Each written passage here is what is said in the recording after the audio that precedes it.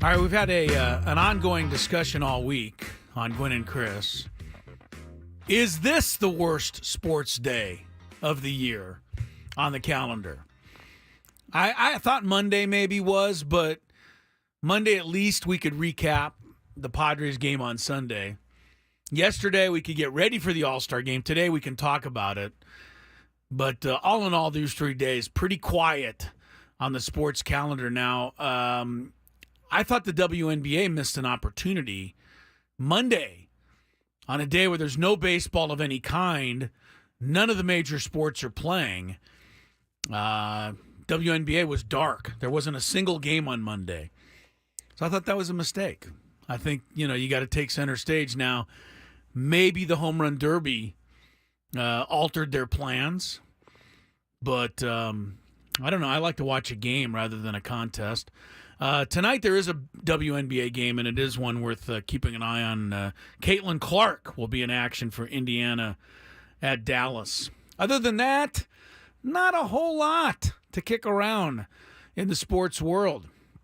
Chris Ello here with Sam Levitt checking in today for a couple of hours. Nice enough to join us.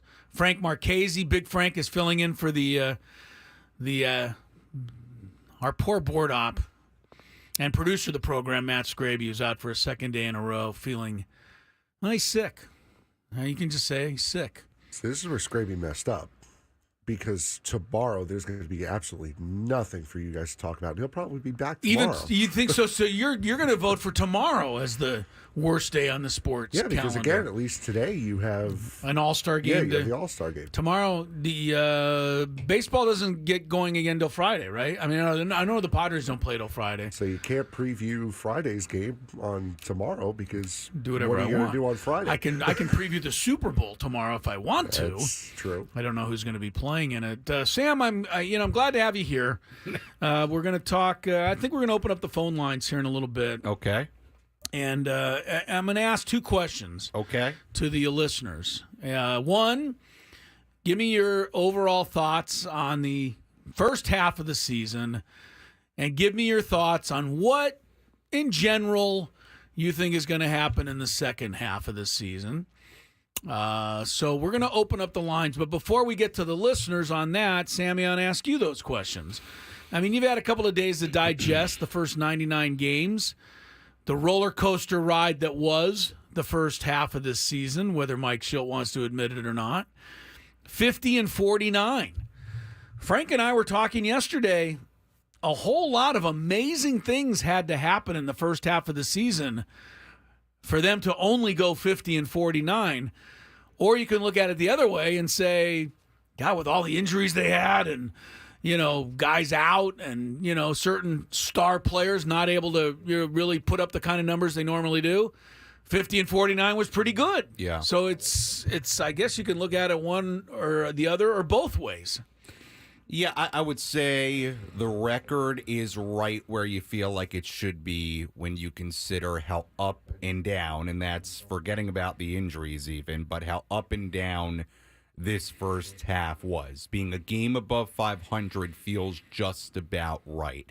I think overall, considering the injuries, I think you have to feel pretty good about this one thing, and that's that they are right in the mix with the second half of the season right in front of them.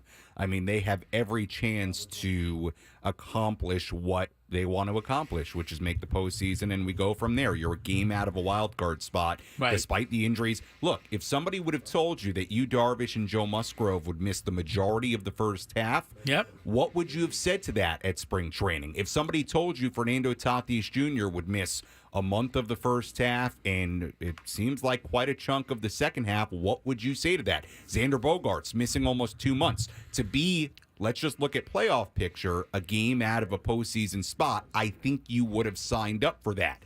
Yeah. But with that said, if you live in the last few weeks, I'll say this. It felt like this past week, the homestand was a big missed opportunity. Took a little air out of the balloon, didn't it? It did, because you had a real chance. You felt like, especially after the win on the Friday, the Machado walk-off home run, a real opportunity. And I said this, I filled in for Ben and Woods the day after July 4th. Right. Okay, so that's the night. Would that have been July 5th? July 5th? Okay. Okay, that night is the Machado walk-off home run. Okay, and I'll say That was the now, game that they led. Suarez for one of the few times coughed up the lead. Profar ties it with the home run in the ninth, Profar and then Manny, they win that. They go, what was it, 6 games over 500 at that point? Correct. Right. I'll say the same thing now that I said then. There was a real opportunity on that homestand with how well they were playing, and especially after winning the first game of the homestand. Yeah.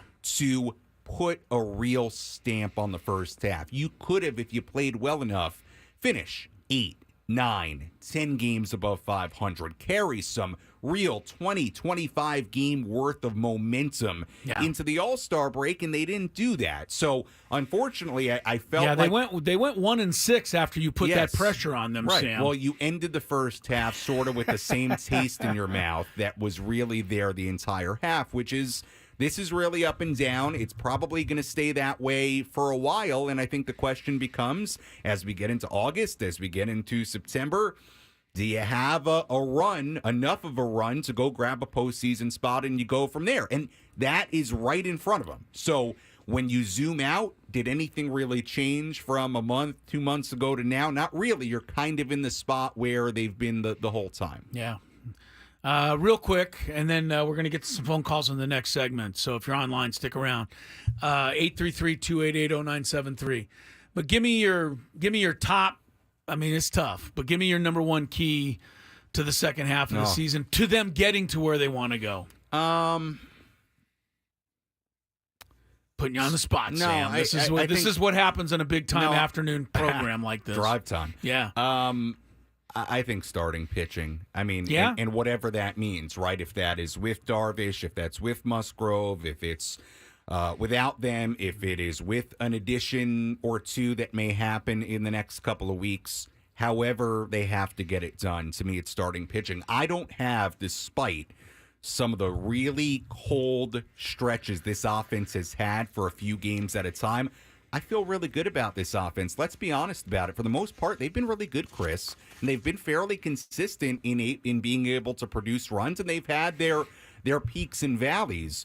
But I'm not super worried about the offense. The bullpen, look, beyond the three of Morejon, Estrada, and Suarez, we know there are some soft spots there and some spots where you just don't know what you get outing to outing. But to me, if they pitch well, if guys like Cease or the Cease we saw his last start before the All-Star break, the start before that. Wouldn't it be nice? Yeah, if King is King and he is what he's been, if Vasquez continues to hold his own, if Waldron continues to be good, then I think you're in a really good spot. And you would imagine, and I think we all imagine this, that there's going to be an addition one way or the other. I fail to see in the next couple of weeks here that A.J. Preller, everything we know about him and how he operates and what he does, that there's not going to be some sort of addition. What that addition is, how big that addition is, what that addition costs, I have no idea. But I'm fairly confident in saying that there will be another starting pitcher on this team before August 1st. Almost assuredly, especially but to me, the starting with the, pitching, with the Darvish situation. If the starting pitching can hold up and be more consistent than it was in the first half, then I think they are in a pretty good position because I think they can hit. I think the bullpen, while not perfect, and they may get an addition or two there as well. You know, I just feel like the starting pitching is a really big key. If they can keep you in games and be more consistent than they were in the first half, guys like Cease, King, etc. To me, that's the biggest key. Yeah. Well, I think you mentioned Dylan Cease. Yeah, he's got to be an ace. Dylan Cease, honestly, is the poster boy for the first half of the San Diego Padres because they were as inconsistent overall as he was individually. Yeah, fair. I mean, incredible. How many games did this guy – I'm looking at it right now, Sam. He had 4 games in the first half where he pitched 6 or more innings and allowed 1 or less hits. 4 games. He also had 5 games in which he allowed 4 or more earned runs in less than 5 innings and wasn't very good. So, right. All right, we'll get to some phone calls. That's the question on the board, or 2 questions for you. What do you think of the first half now that you've had a little time to digest it? What do you think is going to happen in the second half? We'll let you go wherever you want with that. 833-288-0973. Chris Ello, Sam Levitt with us. Big Frank, Gwynn, and Chris.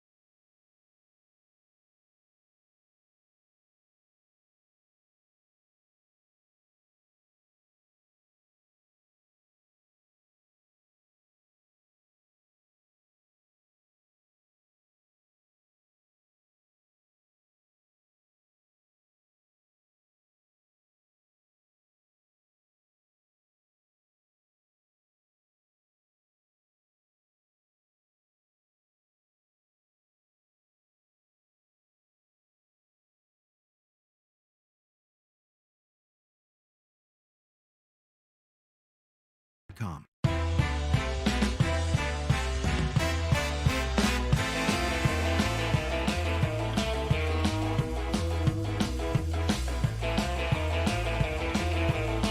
Frank says, let's go. So let's go. 2:42 is the time. Chris Ello. Sammy Levitt sitting in today. We appreciate that. Gwynn and Chris on 97.3 The Fan. Tony Gwynn Jr. idle this week. And Matt Scraby forced out of action with illness. Hopefully, Scraby's back tomorrow. Don't forget, tomorrow morning at 10 a.m., even though it's the All-Star break, we will have our Padres radio roundtable. At least I believe we will. I'm planning to show up for it. I haven't received notice that we're not having it. So 1 hour of commercial-free Padre talk tomorrow morning from 10 to 11 a.m. If you happen to miss it, it plays again in the afternoon between 5 and 6.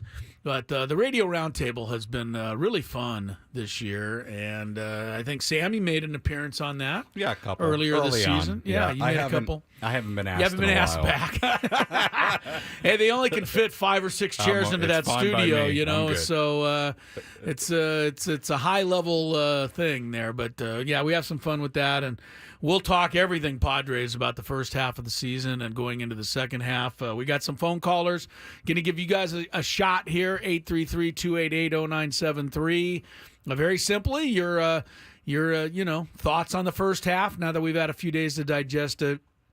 And what do we need to here in the second half if we're going to get to where we all want to go in October? But before we get to the phone calls, I have to say out there, Frank Marchese is a wonderful, wonderful guy. Do not, absolutely do not call him in anger as somebody did and verbally assault Frank because I, and it is 100% on me, have not brought up the fact that the Open Championship starts tomorrow across the pond. I don't want to say I don't care about the Open Championships. I kind of do. I'll say it. I don't care. You don't care. I'm going to tune in and watch some of the I still call it the British Open because, honestly, the Open kind of leaves me wanting. But, yeah, that's not on Frank. So please don't call and yell at Frank for something he has no control over. Appreciate that very much. And I don't care because I don't play golf. You're not a golfer at all? I've never played a round of golf in my life. Is that right? Yes. That has got to put you in a tremendously small minority, especially of people living here in this city. Well, yeah. And I didn't grow up here. So did you? This is miniature golf, putt-putt. You've done a couple of rounds of that. Okay. Oh, yeah. But do you think if you and I, after the show today, were to run down here to Stadium Golf, just down the road? Could you? And we teed up a couple. Could you? Oh yeah, I do the Top Golf in you do? In Glendale. Yeah, I've done it on my own. So you've done a lot of that. Oh yeah. I've never played a round. You just never played golf. I've done a competitive round of golf. I've done Top Golf. In fact, I went to Top Golf a couple of times. Yeah. Alone during spring training. Down there, like on an off night or whatever. It's a fun place to go. Yeah, it's fun. A little expensive. Very expensive. If you ask me. Yes. I'd rather and honestly, especially when you're doing it alone. After like a half hour, you're like, get me out of here. You get kind of bored. It's like, all right. Oh, I know. A bucket of balls looks really inviting when you first get it. But when you're like halfway through the bucket of balls and your arms are like, yeah, and you've hit like 17 balls off to the side, right? You're like, how am I ever going to get through this thing? That's the thing is like after a while, I kind of figured out how to straighten it out. Or the best I can, a little really? bit. Could you tell me? Not consistently. Could you tell me how to do it? No. But at least where it's not slicing all the way to the right. I play all the time, and I still can't figure out how to get it straight. I was hitting. I think I hit like. I think the highest I hit I think it was at least in Top Golf. I don't know what it actually was like maybe 180. Perfect. 190. Does that sound realistic at Top Golf? It does for somebody that doesn't play. Yeah. You get a 180 and it's straight. Yeah. You can have a successful round of golf. That's what I always say. I can hit it 300 yards, 150 yards straight, 150 yards to the right. Yeah, that's right. What you want is the 150 that goes straight. That's all. All right. Enough golf talk. And enough yelling at Frank because we haven't talked about golf. Let's get back to some Padres stuff. Josh, first on the board there from San Diego. Welcome into Gwynn and Chris. Josh, how are you today? Yeah, I'm doing all right. Good. What do you think of the first half, Josh, and what do you think we need to do in the second half? So I got to actually give a shout-out to Preller with picking up Merrill and Profar, because those two have been the outstanding players. Picking up Arise for the trade. They've really carried the team when it comes to the injuries, because for some reason when the Padres get injured, they play better. So when it comes to Yu Darvish and Bogart's injuries, they've actually played better when they're not out there and they're getting those guys from AAA. And they need to actually just get the veterans to play to the level as they do, because, I mean, I'm a Tigers fan since I'm from the Detroit area originally, but it's just a laughing stock when you see San Diego have 5 games that they win, and then they go on these 5-game losing streaks just to go back on a 5-game win streak, to go back on a 5-game lose streak, back and forth. When at the beginning of the season it was a 1-1. They need to make up their minds. They need to actually get together after a loss and go, okay, you know what? We lost this one, but tomorrow's another day. Let's go out and give it our best so that we can actually stay above 500, because, I mean, what are they at, like 30 times they've been at 500 now? 25 times officially, Josh, that they've been at the 500 mark. They're hoping to avoid 26 when they play in Cleveland Friday night. Thanks for the call. Here's the interesting thing, Sam. Yes. A lot of people have said this.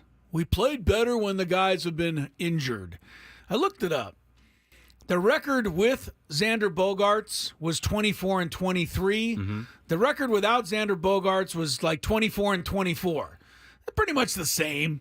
With Darvish, they had their moments. Without Darvish, they had their moment. This is a 500 team in every sense of the word, in day games, in night games, in home games, in road games, against left-handed pitchers, against right-handed pitchers. Almost every metric you want to name, you look up the numbers, they are 500.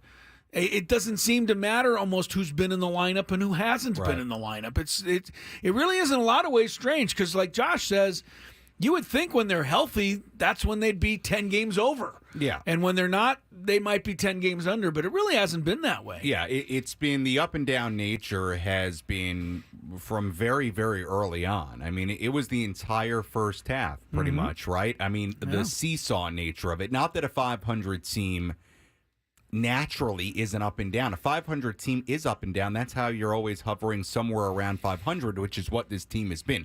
I think the thing that stands out with this group in the first half is you can go back to like the Sunday in Kansas City. That was a stretch where they, and I don't have it in front of me right now, but a stretch where they won 5 out of 6, and from that point on, it was literally like win 5 out of 6, lose 5 in a row. Win 5 out of 6, lose 5 in a row. Win 12 out of 15, lose 5 in a row, and they lost 6 out of 7. That's exactly what happened, Is Sam. that I have it exactly in front of me. Wow. That is exactly. How good am I? You're great, and that's why we call you the great one. That is exactly what happened. That Now, Sunday, is every 500 team that volatile? I don't know. Yeah. No. Well, we noted the other day, and I think it was Craig texted me on this, that they've had 4 5-game losing streaks this year. The only other teams in baseball who've had that many are the Marlins, the White Sox, and the Rockies. Right. The worst teams in baseball. I think the Rangers snuck in there as well. But the point being, they've done something that really only the bottom of the barrel teams have done this year, which is to have that many 5-game losing streaks. Now, they've never had more than a 5-game losing streak. They've never had more than a 5-game win streak, if I'm not mistaken, right? What is their longest win streak? 5. 5. So 5 is it both ways. Yeah. Yeah. And they've had a bunch of both. So. Right. And with 4 or 5 game losing streaks, they still somehow enter the break a game above, which is, I guess, the glass half full way of looking at it. That's how you've got to look at it if you're the Padres. I know one person who looks at it that way, the happiest guy on earth, Mike Schilt. He looks at it as if, everything that's gone against us and we've still managed to be here, that's fantastic. I just worry that Profar and Merrill and Higashioka and Waldron and, some of these guys that have really answered the question, affirmatively in the first half are going to come back to earth in the second half. I'm not going to say they're going to collapse. I don't think that's going to happen. But I think they're going to come back to earth. And if they do, somebody's going to have to pick up that slack. Well, it boils down to what I think we consistently say it boils down to for this group, whether that was 2023 or here in 2024. And this is where I think I really disagree with the caller. They've got to have their big guys carry the way. Yeah. And that's where, if you sit there and say, well, it seemed like they actually played better while those guys were out, I say, you know what? They were able to tread water for the most part through 99 games. Yeah. But you can't sit there and tell me that Bogarts, Manny, Arise, Cronenworth, and then the guys who you hope come back, Tatis, Musgrove, Darvish, aren't going to be incredibly important to this team ultimately being in the postseason. Because if those guys are not good or don't contribute, I think it's probably fighting an uphill battle. I do. And just to add to your guys, they're 500 everywhere. Most times they've been shut out is 8. Most times they've shut out an opponent is 5, so basically 500. Most amount of comeback wins 22, blown leads 16, so they're thereabouts as far as 500 goes. Walk-off wins 6, walk-off losses 4. So everything's about even. 500. Everything is even, and that's why it's all added up to even. Let's go to Eddie in Chula Vista. Thanks for joining us today, Eddie. How are you? Yellow? Eddie.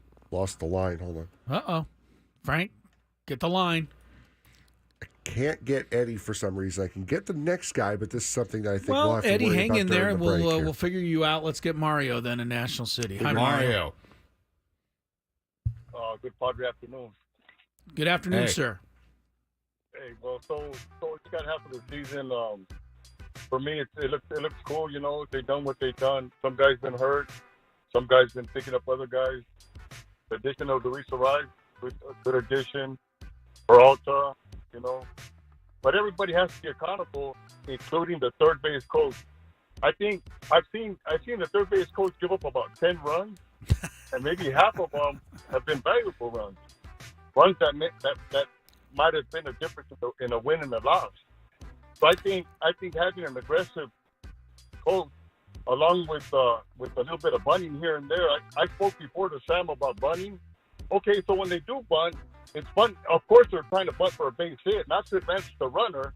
They're going to try to bunt for a base hit. Yeah. Why can't Camposano now and then try to bunt for a base hit? And if you don't get a base hit, the least he does is get the runner to second. Hey, Eddie, or Mario, sorry, got a little mixed up there. Mario, thanks a lot for the call. Hey, it's We're at the Craig from break. Annie and Elston. Join us as we talk Padres baseball.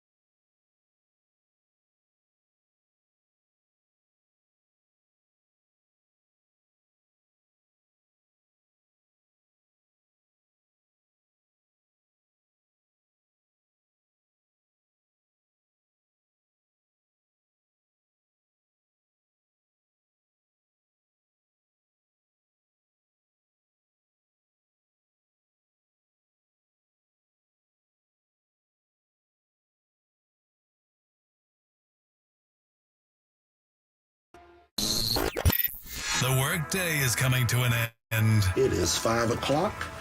I will see you all tomorrow. But Gwynn and Chris are just getting started. Sports talk it is. Your hosts, Tony Gwynn Jr. For your chance to win a pair of tickets. Wow, what is this, the Peche? and Chris Ello. Guy Rosario got a couple of at-bats last year. Brent Rooker got some at-bats. Eggy? Eggy Rosario, I said E-Guy. That needs to be a promo as well. It's time to get you up to speed on all things sports. Yes! Yes! Yes! With plenty of nonsense in between. Oh, look! Here comes our fearless producer! Gwynn and Chris starts right now on 97.3 The Fan. And we head into hour number 2 of Gwynn and Chris for this Wednesday get-together. Chris Ello. And Sam Levitt today, the great one, is in. Tony Gwynn Jr. has the week off, or most of the week off. He'll be on a flight to Cleveland with the Padres Thursday, and he'll join us from Ohio on Friday's program. Frank Marchese is in for the ailing Matt Scraby today. Day 2 of the Frank Marchese residency here on this program. It's like a residency in Vegas. That's right, Frank. This is big time. You know what it is? He's got like a DJ residency. Yeah. You know, because he pushes buttons, he spins the dials, he plays music, he takes controls audio. He takes one for the team when people are upset about the fact we haven't talked about the British Open. He takes them on. So if you're a listener out there and you feel like, hey, you know, I've been wanting to get out to one of these great Vegas residencies, whether that's, I don't know, Usher, Celine Dion, take your pick. Celine Dion's probably not performing at this time. Yeah, I know. But Poor Celine. She's had some real health problems. I think she did have a residency She did at for some point. for I a know long she's time. had major health problems, Yeah, so I hope she she's has. okay. Right. But any of these major stars that have these residencies, well, if you feel bad, don't worry. You're listening to the Frank Marchese residency, San Diego residency on the board. As a fellow New Yorker, how did you miss Billy Joel at Madison Square Garden? Was that a residency? Yes, that was. No. Yes, it was. How long did he play there? Once a month for about 5 years. Yeah, but a Vegas residency. I got to tell you, I consider it a lost opportunity in my life that I have never seen Billy Joel live. He's great. I've seen him twice. Well, he's one of my all-time favorites. And I have about 1 million of his songs on my phone. Well, as somebody, but I've never seen him perform. As and somebody I'd like from Long Island, I'm supposed to love Billy Joel. You are. I like Billy Joel. It's part of the. It's part Yeah, of your I New like York, Billy Joel as much as the next guy. I mean, It's part of your New York DNA.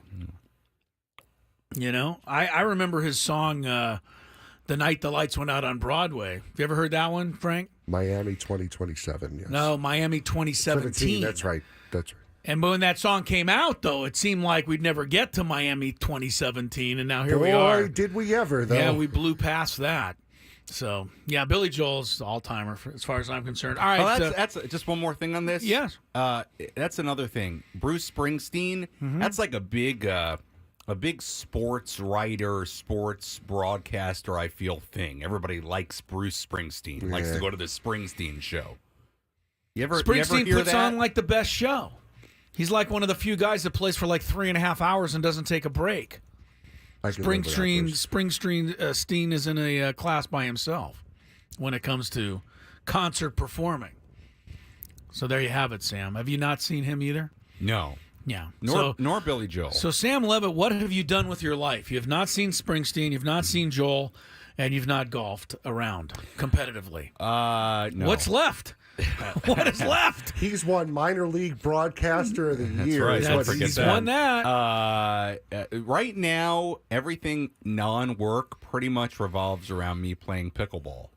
Oh, you to be are totally a honest pickleball with guy. you. I thought you were kidding when you mentioned I'm all in. pickleball earlier. So the last 2 days, because I've been staying up in this Airbnb in Encinitas. Okay. Because my little background here, right? Because we haven't talked. We have about plenty this. of time, Sam. Go dad, right ahead. My dad is here. By the way, it's my dad's 65th birthday today. Yeah, hey, happy birthday, Jeff. Dad. Yes. You know, I don't know your dad, but I did meet your mom. Yes, And your mom's yes, terrific. yes. Saw her at the ball game.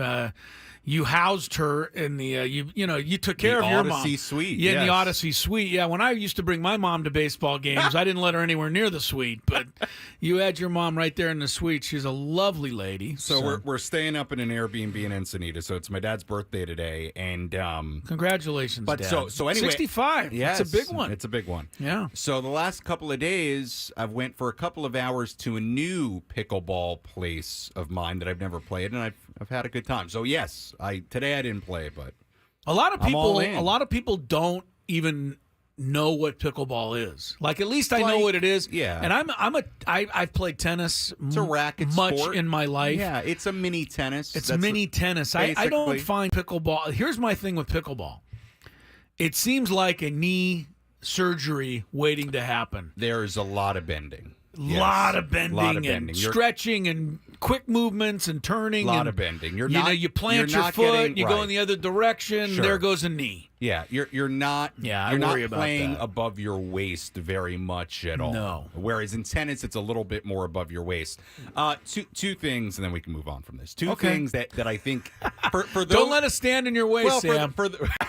You go right ahead. For those out there that maybe are considering pickleball or have noticed the uptick in pickleballers Oh yeah, it's in a big this area, deal. That's for sure. there are two things that are really nice about it. Number one, people of all ages can play because it's a smaller court. So right, there's you don't have to have great speed to cover a you lot of don't have ground. to run around, and I play against people that are double my age sometimes, and they beat me. Okay, they Sure. beat me. Okay, they're more technically skilled than I am. And Wow, number so two, those people, being as you're about 50, those people got to be 100. number two, there's so many places you can show up on literally a weekday morning, afternoon, weekend, whenever, Yeah. and there are people there to play. It's like a pickup basketball Pickup pickleball. type vibe. Seriously. Pick up pickleball. For those two reasons, it's pretty good. All right. Well, there's a vote for pickleball from Sam Levitt. You want me to give you some insight as to how devoted to pickleball he is? Sure. So what was it, last Friday you covered for Ben and Woods? Yes. Okay, so covers for Ben and Woods, does pre and post that night, complains that he's tired. Wakes up the next morning, and what I played would have tennis to assume would that be morning, yeah. what I would have to assume would be about 7 o'clock in the morning to It play was. pickleball on Saturday. I actually played tennis that morning, but I was up. Yes. Instead of sleeping, No, sleeping's. then complains to me all night about how tired he is. Yeah. And then on Sunday has to be at the ballpark at like 8 o'clock to do pre and post. Sleep in the fall. You and know the old then saying. complains to me about how tired he is You on know the Sunday. old saying, Frank. Sleep when you're dead. You know, there's things to do, stuff to be done. Sam Levitt can't miss anything. All right, let's get back to some phone calls. How about that? We've already regaled people now with 8 about minutes 20 in. minutes worth of pickleball talk. Let me go to Doug down there in San Marcos. Doug, thanks for joining us. Talking about the first half of the Padres season and what we're hoping for in the second half. Hey, Doug. Hey, guys. How you doing, man? Good. Hey, listen, first of all, I want to say thanks, Frank. Great 2 days here, buddy. Well, thanks, He's done all right. Appreciate it. And also, it's good to have Sammy aboard for thanks, Doug. a couple hours here. Appreciate that. Nice. I've talked to you a few times. I Sammy. know. But, hey, listen, man. I've been a Padre fan since 1973, so I've been around a while. And I'd like to say that the Padres had developed my ability to have a positive attitude. And what I mean by that is I don't even want to comment on the first half. It was the first half. But I think that we got the injuries. We're getting them out of the way. And we're going to bust out in the second half. That's what I want to think. And I want to think that everybody's going to come together and play as a Padre team that we know and see them come together and get us into the playoffs and, hopefully take us midway, get us a little deep. But I'm trying to be positive, and I know how these Padres can be. And, man, I'm thinking back to Ozzie Smith and Dave Winfield and Randy Jones and them boys. I watched them guys. I was at games, and I'm looking forward for a bust-out second half. That's all. That's all I got to say, guys. Well, Doug, looking at it from that perspective, it is certainly something that is possible. Look, I mean, there's some ifs attached to it. But, I mean, if Darvish comes back, I think that's might be the longest shot on the board, unfortunately, right now, just from everything we hear about Darvish and, the whatever the troubling situation that he's dealing with back home. But let's go to Musgrove. Joe Musgrove pitches Joe Musgrove for a month and a half, comes back in August. That could change everything on its own. Yeah. What if Manny really was just hurt the first 2.5 months and is finally now getting healthy and is ready to, be the consistent Manny that he was during that 15-game stretch when they won 12 games. Mm-hmm. Tony pointed out many times, there was no accident that they won 12 out of 15 during the hottest stretch that Manny Machado's had this season. Great point. That goes a long way. If Bogarts, I just hope he has the second half this year that he had last year. A lot of people don't realize that Bogarts ended up last season 19 homers, 19 steals, 280. They just thought he had a terrible year. They gave up on Bogarts. He never gave up, and he kept on going, and he ended up having an okay season.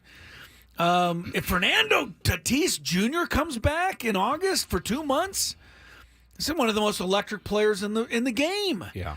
So, all those things happen, and Profar, Higashioka, Merrill, and Waldron are just, a facsimile of what they were in the first half. There's no reason that the Padres can't bust out to 7, 8, 9, 10 games over 500, and that ought to be plenty. Yeah, I think two things. Number one, I think until some of these guys get back, whenever that is, at whatever part of, let's say, August that is, it is still going to be very much an exercise of, at minimum, just staying afloat. Look, they've got a really hard road trip coming out of the break. Yeah, they do. They could do great on that road trip. We've seen this team at times every time we think they've got a tough road trip. Great on the road and great against really good teams. So I would not put it past them to put together a good road trip. They got to do it. But at bare minimum, stay afloat and be ready for the final month and a half, 2 months to make the final push. I think that is at bare minimum what you're hoping for. Here's the other thing that if you want to take the very, very positive look at the second half, another feather in your cap, if you will. Forget who's healthy, who's injured, who's here, who's not, all the particulars of each guy. They have been a far different group feel-wise, fight-wise, comeback nature-wise, being able to rise to the occasion than they were last year. And I don't think, despite just being a game above 500, despite that, to me, they have felt like a very different group in that sense than a year ago. Despite being up and down, despite being a game above 500, they have felt like this team should have an ability to rise to the occasion, maybe when the lights get brightest in late August into September. I think what Doug is, pointing to is the fact that there is a huge opening there for an upswing in the second half. There just is. There's a lot. Another way of saying it, not everybody has played to their potential yet and has been healthy enough to play to their potential yet. Yeah, but to your point, so if they do, right, to your point earlier, they've also had guys playing far above what you thought you were going to get. Richard Hillcrest, thanks for joining us on the Padre conversation today. How are you, sir? Hey, guys. Thank you for taking my call. Listen, I want to tell you my first half highlight, guys. I'm a West Coast kid. I'm in my late 50s. I've never been to the East Coast. I went to go see the Padres play in Fenway Park and had the time of my life. This team is an exciting team to watch. I think for the second half, what I'm looking forward to is a strong last month and a half push. I think if we can get guys healthy, like you guys are talking about, got a darn good chance to make the playoffs and make some statements in the playoffs. Timing is everything. We all know that. But if we get things right, we got a pretty darn good team going in the playoffs, guys, except for the Phillies. They scare me. Well, they should. They've had the Padres number for a while. Yeah, I'd worry about the Phillies when you get there. Yeah, let's worry about that when we get there. Here's the crazy thing about the playoffs. Richard, and I'm glad you had a great time at Fenway Park because I got to tell you, that is one of the highlights of all baseball, to go get to see a game at Fenway Park. I'm glad you got to do that. And if you saw the first couple of games there, man. Yeah, if you saw the right two games, yeah lots of fun. the playoffs to me are a little broken in Major League Baseball, but while they are, it's more advantageous, believe it or not, to be the 6 seed than it is to be either the 4 or the 5 seed if you're a wild card. And frankly, the Padres are probably going to be a wild card. It's going to take something crazy for them to make up 7 games on the Dodgers. And the reason I say that is because the 6 seed, if they win the first round, plays the 2 seed in the second round, whereas the 4-5 winner has to play the 1 seed. And if you look now, 2 years ago, right, the Padres were the 4-5, and they ended up beating the Dodgers anyway. Right. But the World Series team out of the National League the last 2 years has been the 6th seed, 2 years in a row. Diamondbacks last year, Phillies the year before that. I think baseball needs to consider reseeding for the second round, just to, so the lowest seeded team, which if the 6 wins would have to play the 1, but that is something that Rob Manfred and company probably can't figure out. So I don't want to ask for the impossible, right? But I just. You can't try to get the 6 seed. You have to go for the 4. Just in case. Last year was a little weird though because the Diamondbacks beat the Brewers in the wild card. They then played the Dodgers where they swept them. So let's say they had been the 5, they would have played the Phillies, and then they would have gone on to play the Braves. Atlanta, yeah. Well, because the Braves were the 1 last year. Right. That's the way it worked. I don't know. Maybe it doesn't. Maybe it's all much ado about nothing. But I think it's interesting that the 6th seed has made it 2 straight years. Yeah, I don't hate the idea of reseeding. Yeah, I think it'd be good. And that's something other people have talked about, the idea of reseeding it once you get past the right. The and wild card round. What does baseball say about that? Well, baseball has a lot of opinions about everything, from uniforms to. Baseball doesn't know what the hell they're doing. Texas was the 5 seed last year, coming out of the American League, by the way, if you're wondering. Right. So then they had to play the so 1. They played the 4 and the 1, right. and they were successful, knocking a. Remember, Texas beat the Orioles and swept them, and the Orioles had not been swept in a series the entire season last year. And here's the thing: each year is different. Let's take the. You're right. Every year's different. Every year's different because here's what I'll say about the Rangers last year. So they beat they were the 5, the Rangers. They beat the 4 in the wild card series, which was the Rays. Right. Then they had to play the Orioles, the number 1 seed in the ALDS. I'll tell you this: if I'm the Rangers, I'd rather play a young Orioles team that's never been there than play the Astros team that was the number 2. And they ended up having to play them also, right? As it turned out in the AL Championship Series, and beat them in a series that I don't think the home team won a single game. Like to me, the How Orioles. Crazy was that? The Orioles are a fascinating team this year because they're really good again. They have a year under their belt of at least being in the postseason. They should add if they're going to add. I don't know if they will because they don't seem to. Like making huge moves. I know they traded for Burns, but they're really interesting because they're really good. A lot of teams are, but the baseball playoffs, and I've said this for a while, the baseball playoffs, baseball has the worst way to decide a champion based on the way its sport is played. Because you really decide who the best team is over 162 games. Right. You certainly don't decide it based on the outcome of 5 games. But what are you going to do? Yeah. You got to have a playoffs.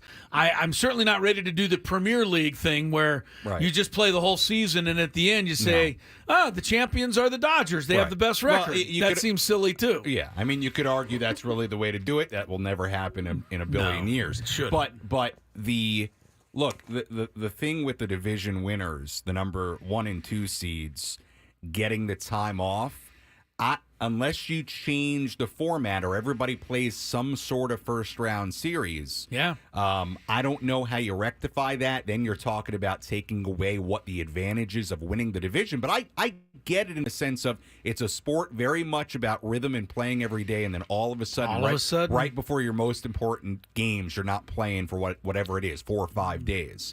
I don't know what the answer to that is in this current format. The Orioles got beat after taking some time off last year. The Braves got beat. The Dodgers, the Braves. The only team that won after taking some time off last year was the Astros. Look, having 3 100-plus win teams out before the championship series. That was strange. It's strange. Again, good or bad, that's up to you, but strange is a good word to have for it.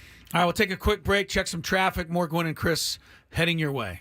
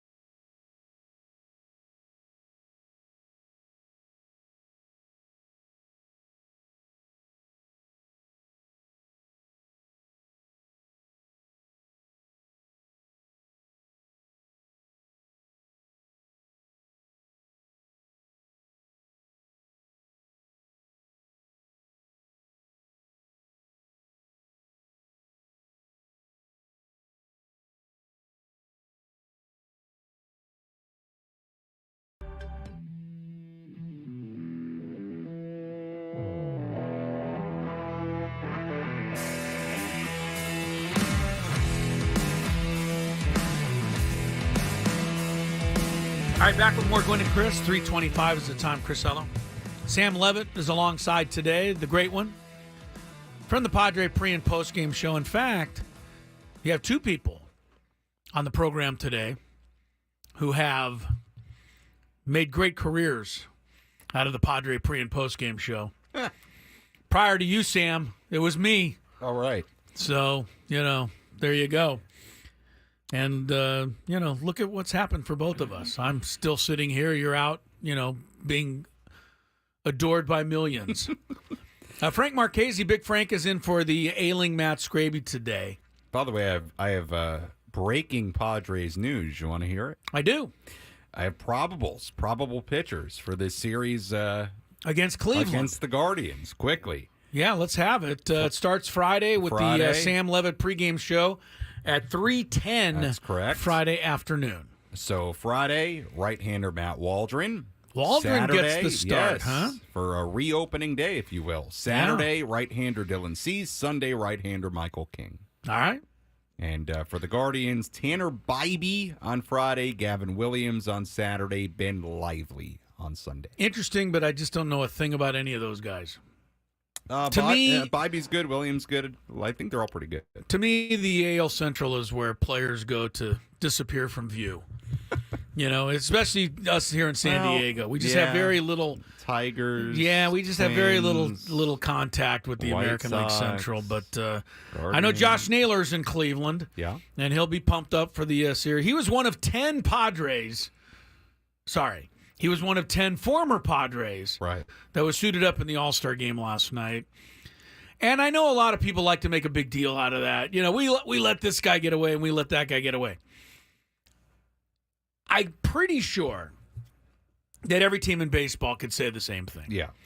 I'm pretty sure. Even the Dodgers, even the Braves, there's some former players from those teams that have gone elsewhere also. Yeah. It's not a situation that is only on the Padres. I'd have to look at I would too. I'd have to look at the list to actually see, who are the guys that Trey were Turner's actually, a former Dodger. Right. They let him get away. C.J. Abrams now in that category too. For the Padres. Right. That were actually the 10 Padres? Padre drafted or signed minor leaguers.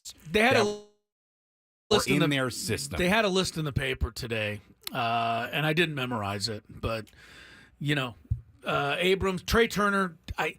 Trey Turner. To me, it's fugazi to keep talking about how I wish we had Trey Turner. You had Fernando Tatis Jr., and if you know what I mean, or if you had Trey Turner, you would have never got Fernando Tatis Jr. Right? Yeah, Max Fried. There are a but number my point, of them. my point on Trey Turner is, if you would have kept him in the system and made it to the major leagues as the Padres shortstop, fine, you'd have Trey Turner, but you'd have never traded for Fernando.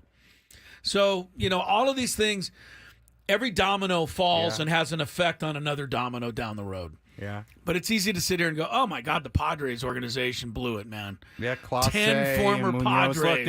Look, there's a number. Yeah. The Munoz one hurts. Yeah. I will say that. Doesn't seem like the Padres got a whole hell of a lot for Munoz, other than, a couple of months of a struggling Aaron Nola. Or Austin Nola. I always say the wrong Nola. I got the solution to the Padres starting pitching problems for the second half. Okay. Since you came in with some breaking news, I'm going to come in with solutions. Okay. How would you like a guy on your staff that 13 months ago pitched a perfect game in Major League Baseball? Domingo Germán? He's available. The right-hander has exercised an opt-out clause in his contract and has been released by the Pittsburgh Pirates. Germán was at AAA Indianapolis this year. My goodness, how far these guys fall. Well, and how fast they fall. Chris, he wasn't all that good aside from the perfect game. I know, but he still either was which was caught by Kyle Higashioka. Yeah, and that perfecto was in Oakland too. So you also got to take. You're saying that shouldn't count. So it really counts as a no. It counts as it absolutely counts as a perfect game, but it's not like he shut out the Astros. Germán's all-time record is 31-28 with a 4.41 ERA over 89 starts. So he did have an 18-4 season in 2019, but that season ended early because he was placed on administrative leave for domestic violence allegations. He also was suspended for 18 or 20 more games for, I think he didn't have drinking issues. Anyway, let's just steer clear of Domingo Herman. I'm just bringing it up as kind of an aside. Yeah, look, it's just on the starting pitching question. And by the way, as an aside, we have got to, I think, as a sport, we've been talking about the trade deadline for a month already, and it's still 2 weeks away. Every podcast I listen to, all this, we talk about the deadline, to me, like 4 weeks too early. Yeah. I don't know. Anyway. When is the actual deadline? I don't even know. August 1st. August 1st. Yeah. So we've got 2 3 weeks. p.m. Pacific, I think. 2 weeks of action Still 2 coming weeks. up. And by the way, the Arise deal, it was the anomaly of a trade that just kind of happens out of nowhere that's really notable. Right. But most of this stuff happens, in the 48 hours leading up to the deadline. There's only been two notable trades all season in baseball. We made them both. Yeah. All right, we got a timeout here. A couple of people on the lines that wanted to check in on the Padres and their thoughts on the first half and what we got to do to be successful in the second half. We'll get back to some phone calls, 833-288-0973, after this.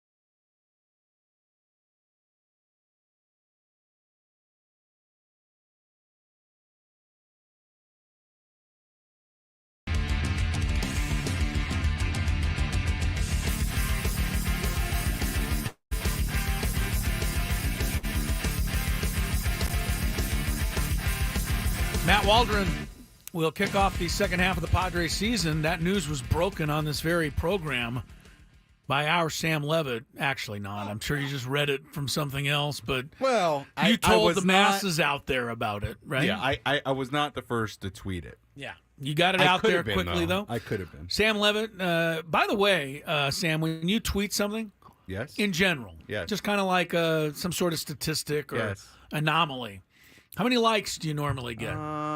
It totally depends on what it is. Because you are one of the social media darlings. Yeah, but I'm not. Of San Diego. I'm not. I'm more of a darling on the other platforms than I am Twitter. But I mean, it depends on. It depends on what I tweet. He says I'm more of a darling on the other platforms. I have my big tweets, but I also have plenty of tweets that are living in the under 100 like range. Yeah. Well, when I get over 100, I think that's a successful tweet. Not all my tweets are, Picasso. Anything over 100, and I feel like, the people really like me out there.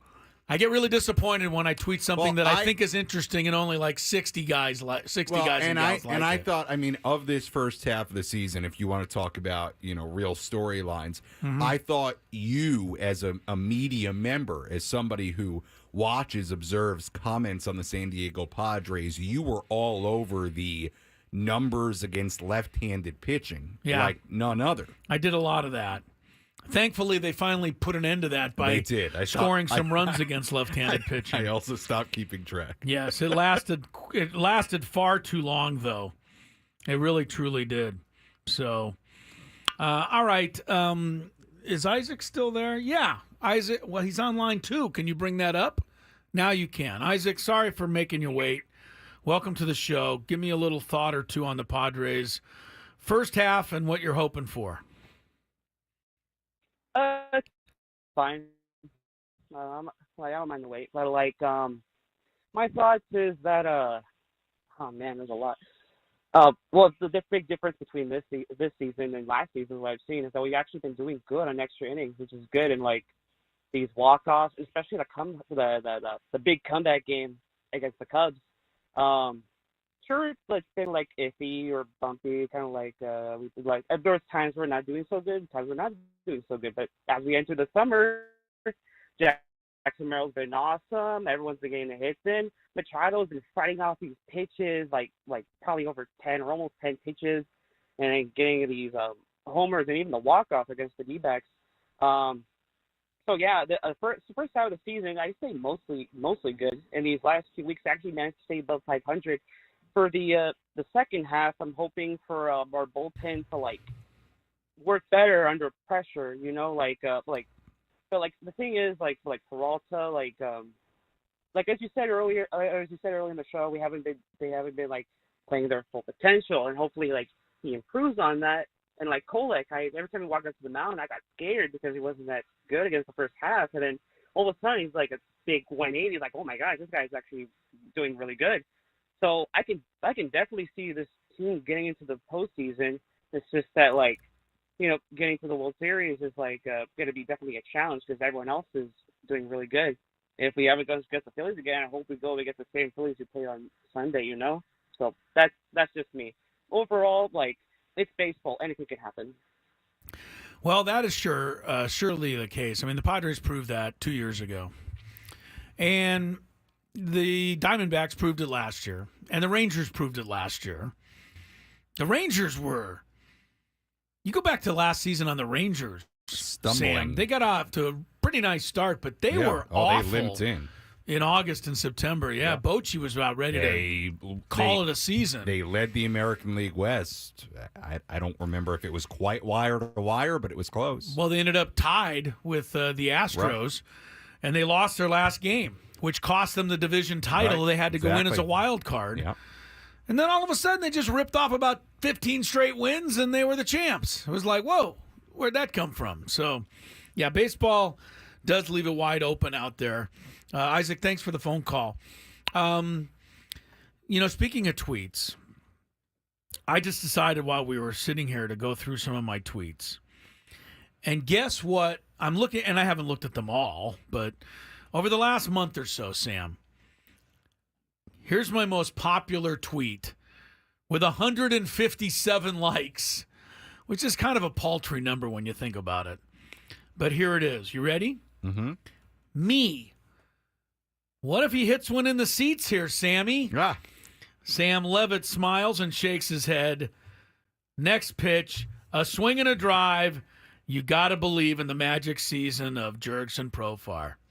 That's one of the highlight moments of the year. His grand slam. Absolutely. Against the Nationals after everything that happened in that game that night. Yeah, and we talked about it a little bit earlier. But from a Padres perspective, yeah, I thought that was, and it has been now for a week or two, but that was one of the coolest moments of last night, was watching him with his big smile take the field and enjoy it, and back in Arlington and all of it. And look, I don't know that any of us could have predicted this in February or March, but when you talk about keys to the Padres' second half, do not overlook Jurickson Profar continuing to be what he's been. They need him. Yeah, I mean, he's been way too important for this team for him to not continue to play at some kind of level like what he's been. They need him. They need it. All right, we got a couple of minutes here, Sam, before you move on. But we really appreciate you sitting in for a couple of hours today and helping us out. We've got Chris vs. the Fans at the top of the hour. But here's a list, according to Mark Feinsand of MLB.com, the spectacular Mark Feinsand of MLB.com. Here's a list of 7 All-Stars who he says could be on the move by the trade deadline. I want to run down each of the 7, and then whether you think they'll be traded and how they relate to the Padres, if they relate to them at all. Okay. Number 1, Tyler Anderson, left-handed pitcher, Los Angeles Angels of Anaheim. He's 8-8, but has a 2.97 ERA. He's owed $5 million the rest of this season.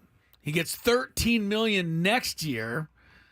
But if you're looking for a good starting pitcher that probably wouldn't rob your bank, is Tyler Anderson somebody very interested that you're interested in? Very interested. Not going to cost a ton. Probably won't cost you a ton of prospect capital either. Right. Very interested. But money, he's going to cost you money because it's $5 million and then $13 the rest million. of this, yeah, but they could absorb.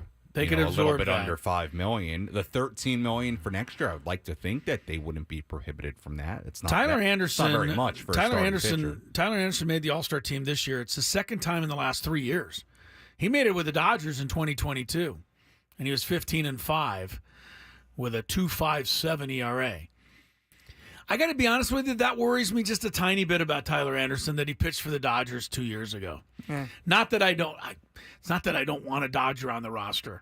It's that I feel like they might have some familiarity with him if they, because I'm thinking about how are we going to stack up against the Dodgers. Well, you have to play the Dodgers 2 more series, one at home and one in L.A. Yeah. That's before you even start worrying about a postseason scenario. Yeah. Tyler Anderson, he's been pretty good. There's a chance he wouldn't even face the Dodgers. All right, Tyler Anderson's number 1. Number 2, Garrett Crochet. We've heard this name 1,000 times already. Since April, ERA 1.61. He leads the majors in strikeouts with 150. Only 23 walks. That's impressive, I must say. 150 against 23. However, prior to the season, he'd only pitched 85 innings in his career. This year, he's already thrown 107. 25 years old. The White Sox have been real good to the Padres in the past. Yeah. Hello, Fernando. Is Crochet on your radar? Look, I've said it before. I'm sort of out on Crochet. Out. For the Padres. In their particular scenario, I think you need starting pitching. I think that's the top priority right now for this team. Okay. To me, here in 2024, at some point here soon, he's probably going to be in your bullpen. Now, the thing with him is that he's got 2 years of control after this one, and that is considerable. That's important. Could he be an absolute ace for your staff the next couple of years? Yeah, but I think on top of that, number one, there's not a ton of starting pitchers out there. Great starting pitchers, Chris. It's going to be a huge package. I mean, if you're talking Crochet, you are talking, I think about parting ways with one of your major guys. You're thinking that we might hear DeVries. Really? I think that's so the you kind think of to get package Crochet, it's you're going to have to require so that. So you're out. To me, I'm out on it. Okay. I don't think. I think you need more than Crochet for this year. I understand you have the control. Can you make the argument that having the 2 years of control for who he could be in the next couple of years is worth giving up one of your top guys? Maybe there is an argument to that. I don't know. Before we continue with the countdown, traffic? Frank says we need traffic. Okay.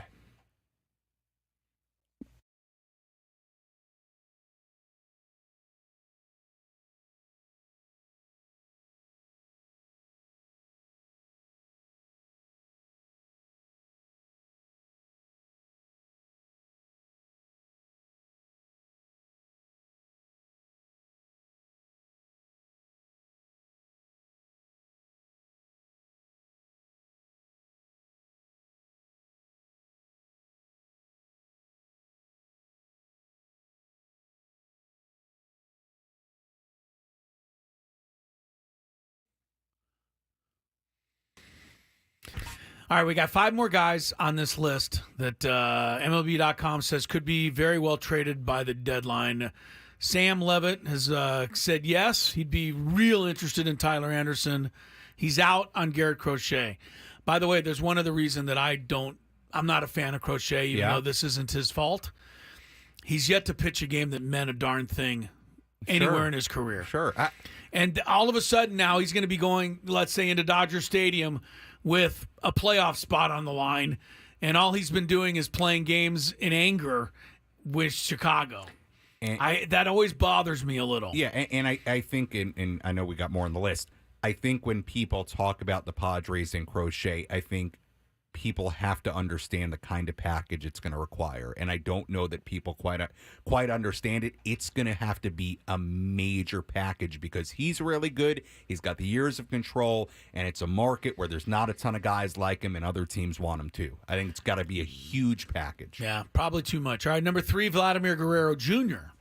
Now, that name certainly raises an eyebrow. He's been in the All-Stars 4 straight years. He bounced back after a slow start. He's up to an 815 OPS. He is under club control through the end of 2025. This team does not need another infielder. But it would really be intriguing to add a slugger of his potential to your lineup. But I just don't know what you would do with him. So I agree with you. You would have to...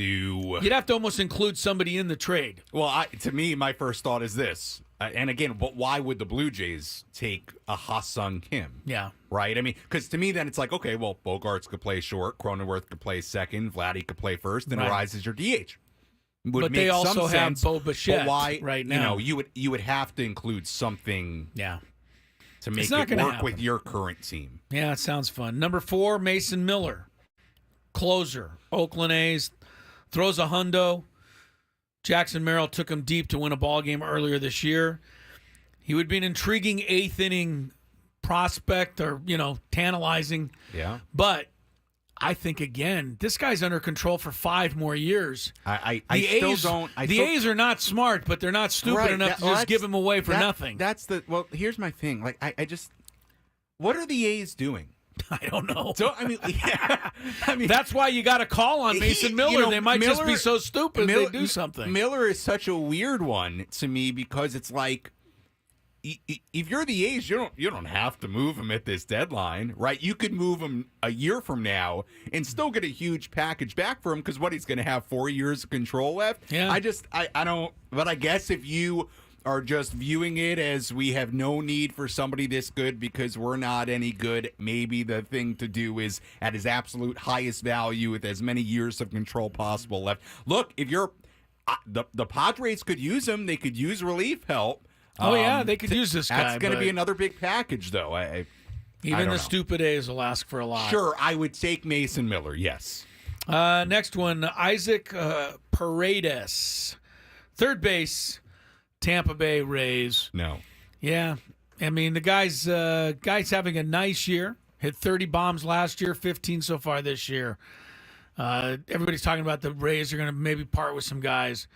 But again, unless you're going to include somebody in the deal, you're not going to have any place for him.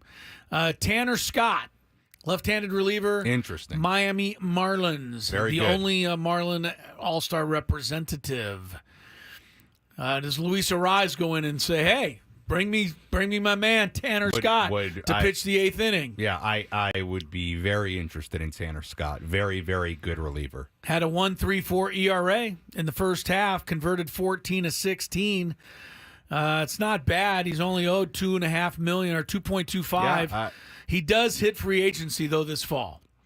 It's fine. So all right, I'm just throwing that out there. Very interesting. Last guy, we loved him earlier. Do we love him now? Kirby Yates. Interested. He's having a nice year. Very 105 is the ERA for Hey. Kirby. I'm so happy that he's back. They could use after relief 3 or help. 4 years down. But yeah, to me, and would Kirby want to come here and set up Suarez? Why not? I don't know. Maybe he wants to be the closer. Maybe he's got a little Josh Hader in him. I'm just throwing a dart in the direction of Josh hold Hader. on. Is Kirby the closer in Texas right now? Sure. Is he? Yeah, he's the guy. Oh. Been the guy all year. He's having a great year. All right, so those are your 7 guys that should be moved before the All-Star break, according to MLB.com's Mark Feinsand. Sounded like of all those 7, Tyler Anderson was the guy you wanted the most.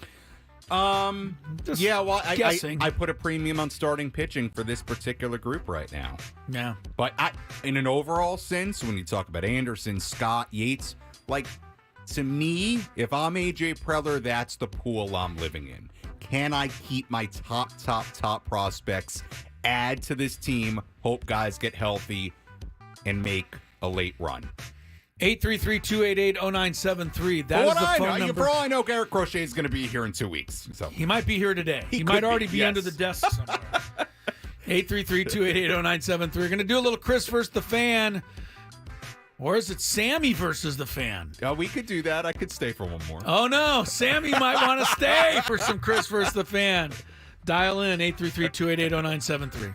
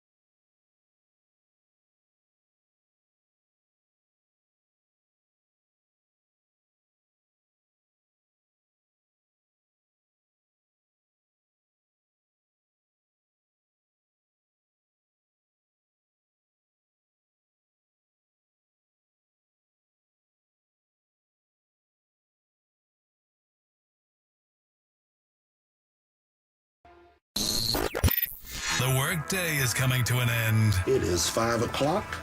I will see you all tomorrow. But Gwynn and Chris are just getting started. Sports talk it is. Your hosts, Tony Gwynn Jr. Do you want to be right or do you want to be happy? And Chris Ello. You can't kick a porpoise when it's down. It's time to get you up to speed on all things sports. Yes! Yes! Yes! With plenty of nonsense in between. Oh, look! Here comes our fearless producer! Gwynn and Chris starts right now on 97.3 The Fan. Sailing our way into hour number 3 of Gwynn and Chris. Chris Ello, today Sam Levitt, the great one. It's nice enough to sit in for a couple of hours, and now bonus time with Sam Levitt. It's like Thank extra you. time. Soccer. Thank you, Sam. All right. I like it. I can get behind that. Frank Marchese, Big Frank, sitting in for the ailing Matt Scraby. We hope to have Matt back in the saddle tomorrow, but he has not been feeling well the last couple of days. Tony Gwynn Jr. is on vacay. Chris Ello here with you and the gang at 4:01, and we're getting ready for a little Chris versus the fans. And this is going to be one of my favorite editions of Chris versus the fans ever, because I'm not going to play. I'm going to turn it over to today's host of the show, Frank Marchese, and today's expert, Sam Levitt.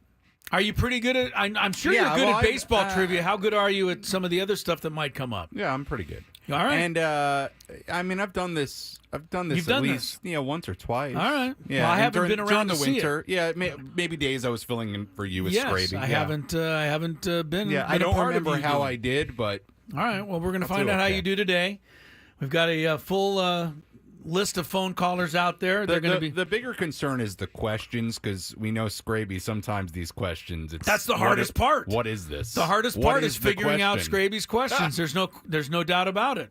Figuring out what Scraby's question is part of this game, for sure.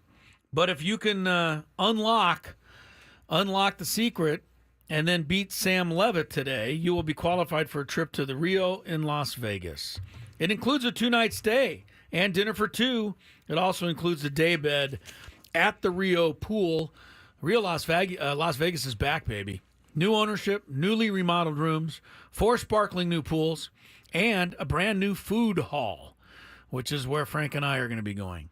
It's all ready for you now and your next Vegas escape. Beyond the expected, beyond the strip, beyond your wildest dreams, Rio Las Vegas, the rhythm of Vegas. Book now at riolasvegas.com. What do you say, Frank Marchese? Let's play a little Sammy versus the fans. If you had one shot, one opportunity to take down the human almanac himself, Howdy do. now is your time. Listen to me, this guy is dangerous. Now is your opportunity to win a prize. Well, I hope you know what you're in for. Chris versus the fans starts now on 97.3 The Fan. All right. We're about to get underway here. There are 6 lines, and they're all filled. Every night a number comes up, that's where we'll start today. You'll get 3 questions. They'll get a little easier to harder. And if you answer correctly, you move on to question number 2 and then 3. But if you miss it, Sam Levitt can end your dreams by correctly answering the question. If he misses it, though, then you move to the next round or you win. And Frank says he doesn't want to take part of this. We'll see if Sammy wants to take part in this part of it. If you're a first-time player, it's just me today. You didn't even take part of it. I know, I didn't even take part. That's right. If you're a first-time player, then you get the first question. You can move right past it. You go around to question 2, but you have to let us know. All right, so here we go. The dice has said that line number 5 will go first today. So it looks like old Tom out there. It looks like Tom. Tom, how are you doing, bud? I'm doing well. How you doing? Doing all right. All right. So First time player. oh, there you go. Right on to question 2 for Tom. All right, very good. All righty. So let's get into it. Question number 2.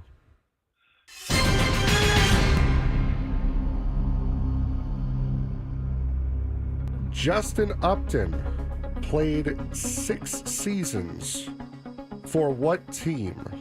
He's played 6. It's a Scraby question. You Yes, have to figure it out yourself. Justin Upton played for 6 seasons. What team did he play the most seasons in his career with? I'm guessing he meant, is that 16 possibly? Yeah, I think it's 16. Okay. Scraby is, This is terrible. Okay. I mean, look. Scraby has trouble writing these questions when he's not All right, sick. what team did Justin Upton how play about the the- most years with? He did play 16 years. That is correct. Let's just start this whole All right, transfaction over. I understand, I think, the question. He Good job, understands Brady. it. Okay. Tom says, enough's enough, Frank. All right. Give him an opportunity. right. What are you going to go with here, Tom? What team did he play the most with? I'm going to go with the Braves. The Braves, he says. Oh, wow. It was That's not surprising. Atlanta. It's not the Braves. Did not play with the most with the Braves. Justin Upton, who did he play the most with? Sammy, if you get this, not the it's Braves. not the Braves. No, he did not. That's get a that little right. surprising to me. That probably would have been my One of the teams he played with was the Padres. right, but it's not right. But I it's can not tell you them. it's not them. Is it the Angels? The Angels, he says. Oh, did he even play for the Angels? Yes, he right? did. I know it. Well, you know it now, Tom. Who do you think it is now? I think it's the Diamondbacks. It is the Oh, Diamondbacks. wow. You know, I just That don't. was my other guess. That was my other guess. That was the first team he played for. Was the Diamondbacks? Wow, that's played tough. for them All right. for his first 6 years were with the Arizona, then only 2 years in Atlanta. Weird. I would have thought he was there longer. Yeah, and then quick stops in San Diego, Detroit. Before he Detroit, I didn't remember that. Yeah. And then he finished with 5 years with the Angels. Oh, so the Angels were close. Okay. Angels were Yeah. last. Actually, I take it back. He snuck in 17 games with Seattle in his final wow. season. All right, very good, Tom. You stay alive and move on to the deciding third question here. All right. Hopefully, no Hiccups typos in the this question. One, yes. Yeah, I know.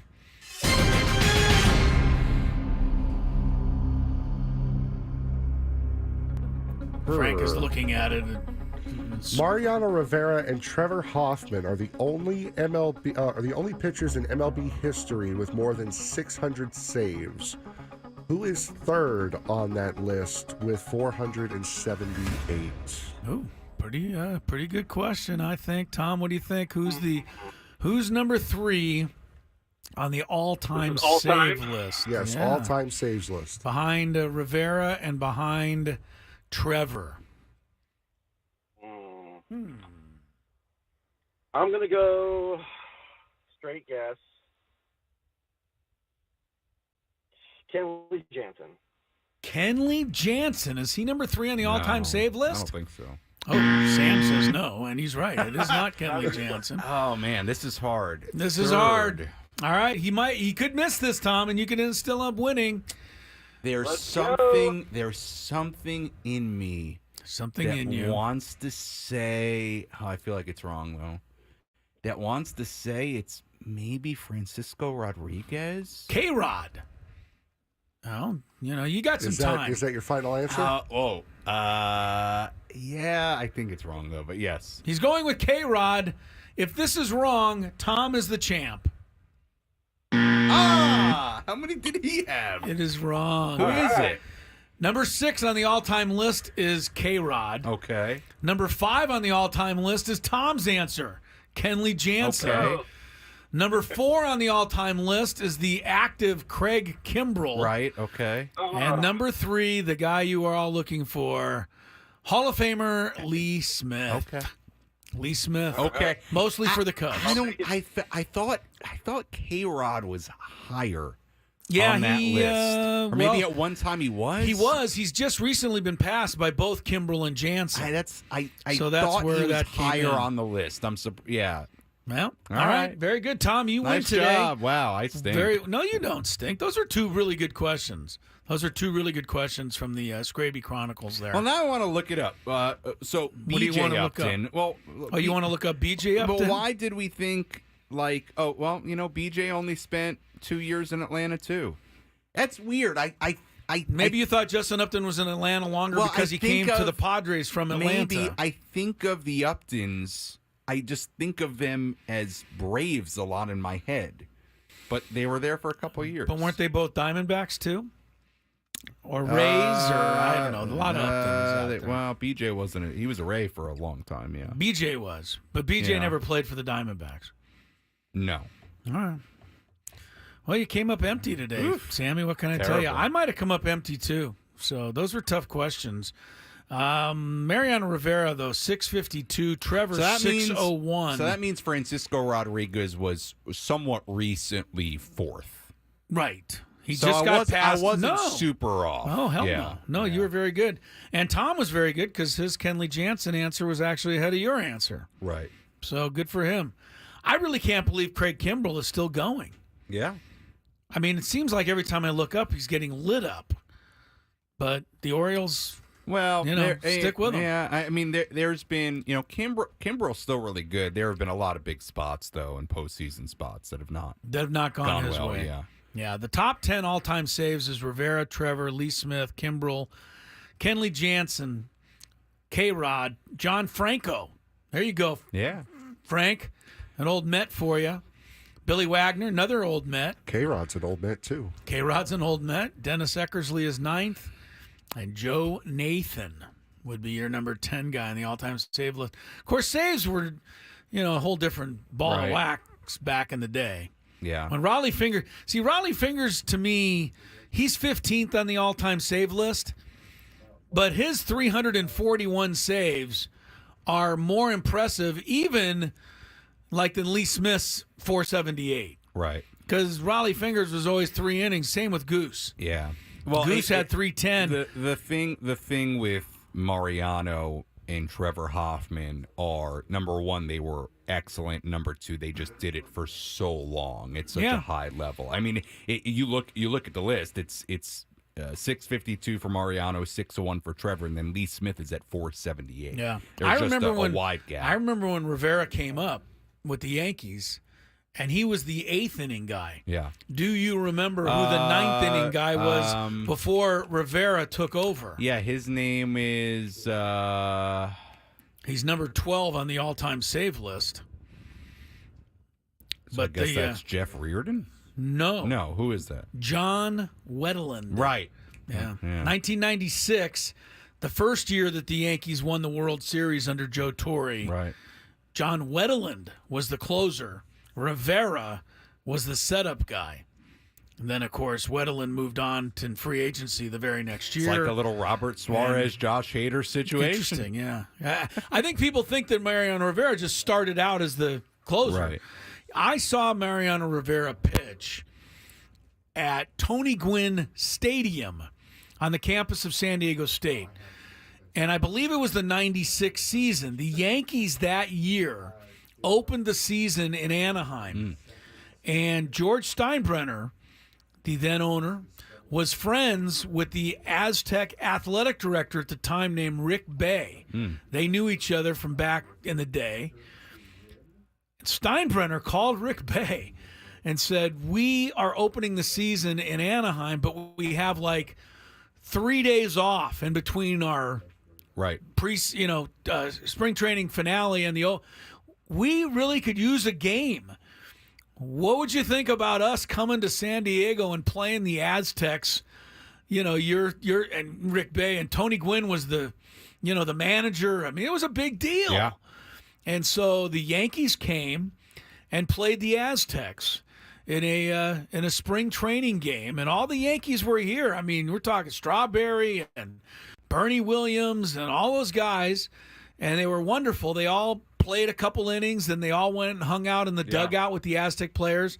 I remember a guy by the name of Chad Curtis hit a grand slam. The Yankees ended up winning probably 12-4. They won comfortably. But I remember in the middle of the game, Mariano Rivera came in to pitch, maybe the 5th or 6th inning. And I just remember there was this one left-handed batter for the Aztecs who came up to face him, and he just had no chance to get around on the Rivera fastball.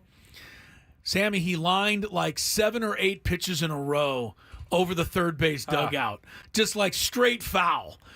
And Rivera was dying of laughter on the mound because it was like he kept saying, "Here comes a fastball," right? And you couldn't hit it, you couldn't get around on it, and that was that. Whoever that kid was, don't feel so bad because major league players couldn't hit it either, right? For the better part of 20 years. So, I mean, Mariano Rivera only had one pitch. Mm-hmm. That's the unbelievable thing, and that's the thing that I was thinking about with Suarez. Suarez has more than one pitch, right? But by and large, he does it with one pitch. Heater. And you think to yourself, God, are they going to catch up to it at some point? I don't know. They never caught up to Rivera. Yeah. So, well, for the most part this season, they haven't. I mean, that's right. Suarez a little has been blip like on the radar with the game where they walked it off, but they end up winning that game anyway. Yeah. So, and, all right. And also he had to come in bases loaded, a game he shouldn't have been in anyway. I kind of erased that game from the ledger. You're nice to do that. Yes. You're nice. I looked at it the other way. I thought, come on, man, this is the easiest save you'll ever get. Well, you got a 5-run lead. You got to get one out. Well, but bases loaded and then one swing, and it was a 1-run game. I know, but he didn't do it. That was one of the rare times he didn't do it. Yeah. All right, good job, Tom. Congratulations. An exciting game of Chris vs. the Fans. I enjoyed watching you guys play. Sammy Levitt, thank you so much for coming in today. Having me. Good it is seeing so you. tough to. It honestly is. I mean, these are a tough 3 or 4 days. I don't have Tony. I don't have Scraby. Frank's been great, but it was really nice of you to come in. Thank you for I know having the me. listeners appreciate it. They love hearing from you, and we will hear from you again. You're invited, by the way, tomorrow. I know tomorrow's we'll another see. day. We'll see. So if you'd like to come in, you're more than welcome but to. If not tomorrow, 3:10 Friday. We'll see you at 3:10 Friday for the next Padre pregame show. Right now, we'll send you to some traffic and then back more Gwynn and Chris.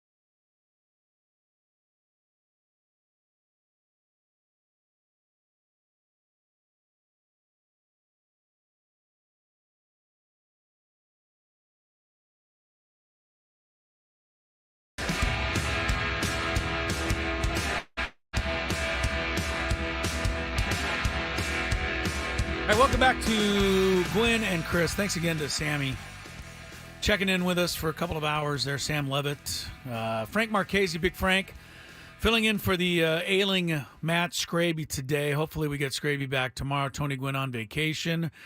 But Gwynn and Chris rolls on here at 4:23 on a Wednesday afternoon. Not a whole lot happening in the sports world on this Wednesday. We will have a daily gambit, though, coming up for you in the 5 o'clock hour. And also, we thought with the Hall of Fame induction ceremonies for Major League Baseball coming up, we would revisit one of our all-time favorite moments on this program.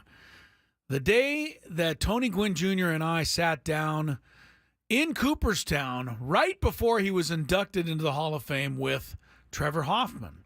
Great interview from several years ago, and you're going to get a chance to hear that a tad later in the program today.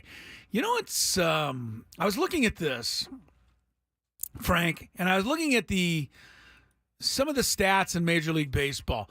And, you know, one of the things that I think makes baseball great is that the statistics, even though we've come out now with all these analytic things and F-WAR and I don't know, bat BIP. I agree. There's stuff I can't even understand. But we've come out with all this stuff. We still do have some of the other averages and home runs and RBIs and, you know, statistics that you can compare through the eras, through the history of the game.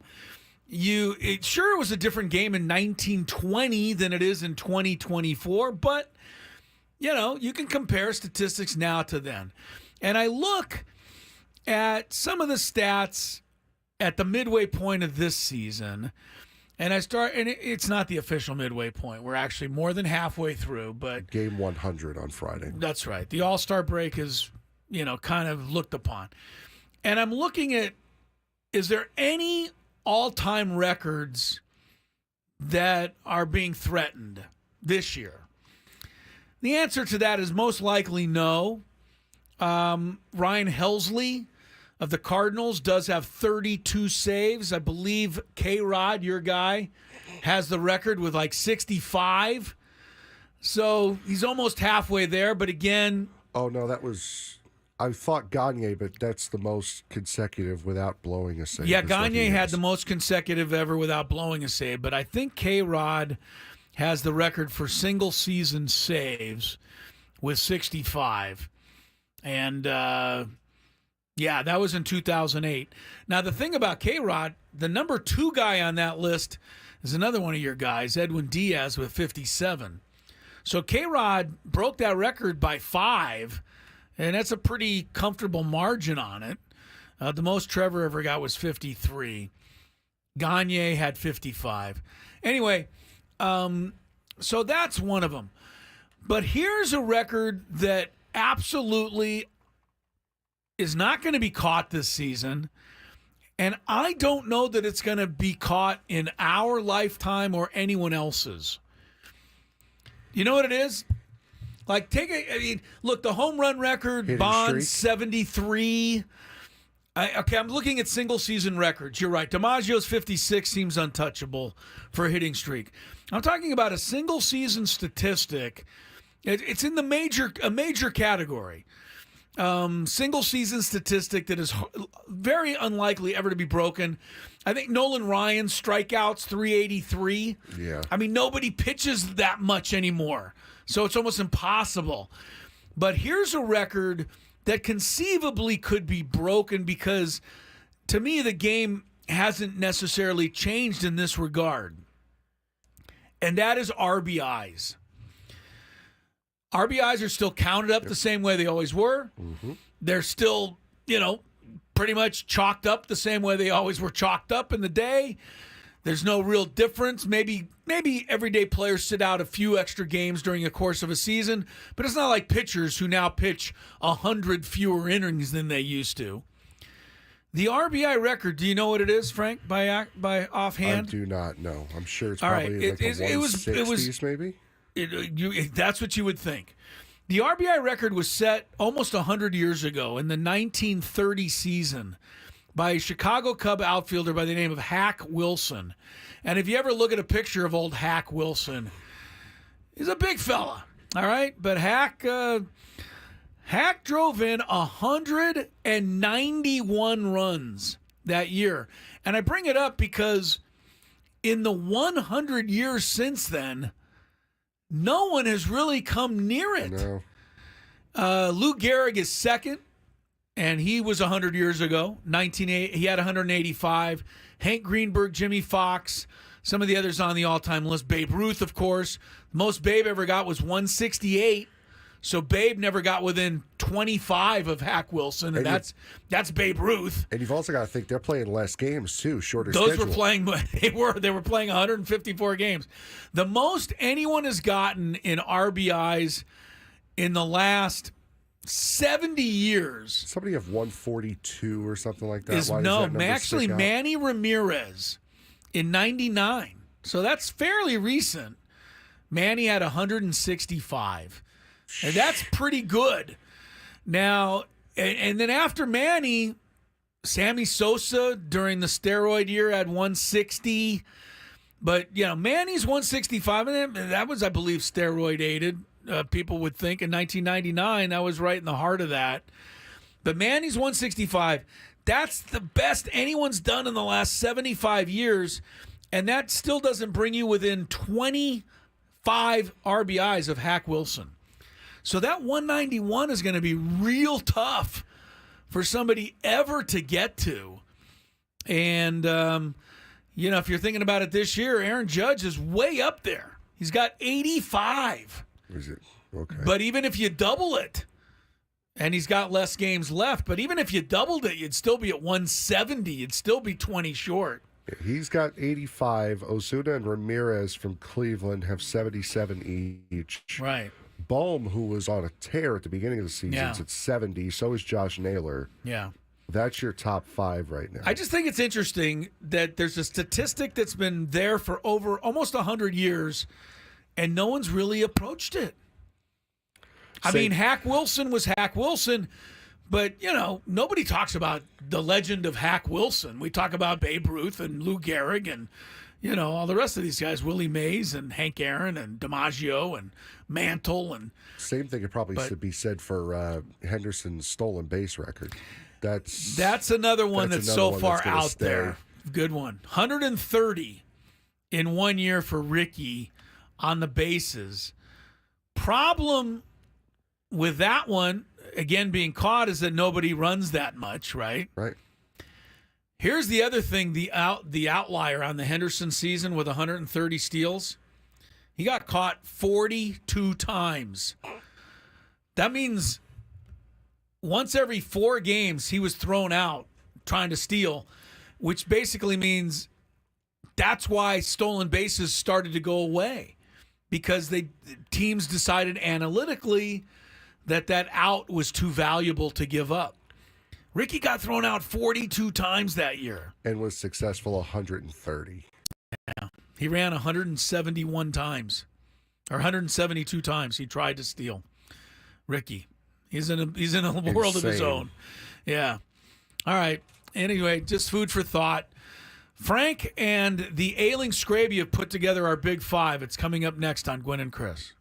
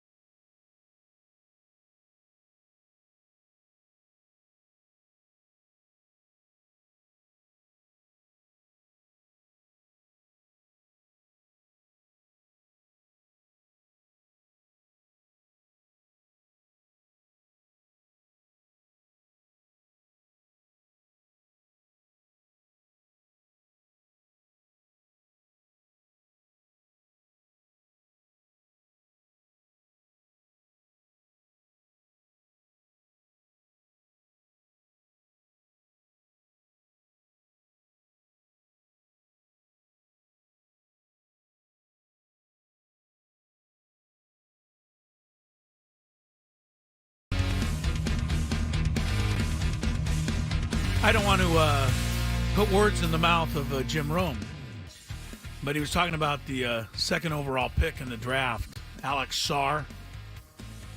Frank, I know you're a big NBA fan. Alex Sarr picked by the Washington Wizards. Jim Rome said there in that little clip that he doesn't know how worthy Sarr was of being the number 2 overall pick. The thing he didn't mention or didn't have time to mention, they don't give him a lot of time for that. No, I've cut those things up before. It's you don't get much easy, time. Yeah. But the reason I think he said that, Sarr last night, if you missed it in a summer league game, took 15 field goal attempts and went 0 for 15. That's a rough night for a training rookie. for everybody. Yeah, but you don't see too many NBA players, even in a summer league game, go 0 for on 15 tries. Welcome back to Gwynn and Chris. Chris Ello. Big Frank is in here today as Scraby is on the mend. Not his shoulder this time. He's just flat out been sick for a couple of days, and we hope that he'll be back tomorrow. But in the meantime, Big Frank's doing a whale of a job. And Tony Gwynn Jr.'s idol. He'll be back Friday from Cleveland. That's where the Padres will send Matt Waldron to the mound against the Guards to start the second half of the baseball season. One other note on that game Friday. This just he irks me. It's the Apple TV game. See the look on your face? Just that's what I said. The Apple TV game. Who likes it? Is there anybody out there who would rather the game be streamed on Apple than, on their TV where they could just watch it or DVR it and, enjoy it at their leisure? I don't think anyone likes it better because it's on Apple. Maybe there's some people that don't have, a cable TV and they only stream stuff. So they're happy, I guess, because they can maybe stream it. But that's got to be it. A message to all sports commissioners. Well, they're not going to listen to you. Not everything has to be about money. Not everything. Well, can you do it's just something that's wouldn't it be for the nice? ease Yeah, but Frank, access? you're in a dream world. Oh, I know. I am. Yeah, you are. I mean, I'm not saying you're wrong, but everything's about money. And when the stupid All-Star game runs out there in these jerseys, that's for money. Exactly. That's it. There's no other reason for it. Money, money, money. You don't have to monetize everything about every little aspect of every sport. You don't have to do it. Can't disagree with you, but not going to happen. So, yeah, streaming Friday night, Apple TV, disgust. Let's check traffic and then get into whatever Frank and Scraby came up with on today's Big Five. From the 97.3 The Fan Traffic Center, here's Kelly Danick. Traffic is sponsored by Valvoline Instant Drive the Oil Change, your trusted instant drive the oil change. Seems some of our southbound freeways are in trouble. We got this crash on southbound 5 at Claremont Drive to the clearing stage over to the right shoulder. Also traveling on southbound 805 right before the 15. Accident over the right shoulder, but watch out for some debris reported in lanes. Southbound side of the 15, the West 8 connector ramp, there is a collision. In the North County, crash still clearing from the Deer Springs Road on-ramp to southbound 15. Stop by into the 30 San Diego Valvoline Instant Oil Change Centers. You don't have to get out of your car. Usually only takes 15 minutes or less. Plus, get a free courtesy check of your tires and battery. Visit SoCalOilChange.com for directions and discounts. SoCalOilChange.com. I'm Kelly Danick with Gwynn and Chris, San Diego's #1 sports station, 97.3 The Fan. It's that time of the show when we check on the latest in sports. Only the most important topics and questions are brought to light. Stop what you're doing and listen. These news stories will astound and amaze you. The one, the only. Oh my God, who the hell cares? The Big Five starts now on 97.3 The Fan. It's just one last note on that, and I just said it to you now while we were off. With how many Apple products I've purchased, I should be able to have Apple TV for free. Yeah, just give it to you on merit. Like, seriously, that should be done for anyone, by the way. It does not just me. Anyone who has bought anyone who's bought 700 Apple products in the last year ought to be able to get the Apple games for free, but you can't. It'll cost you extra, and you have to stream it when they want you to. Yeah. And you have to watch all their stupid commercials. It's especially now with MLS. Sorry, the MLS team can't coming deal here with next, it. Can't deal with the Friday night Apple games. Not happy. Especially with MLS Game Pass or whatever it is, they are being stuck on there too. That kind of stinks. Also, not for me.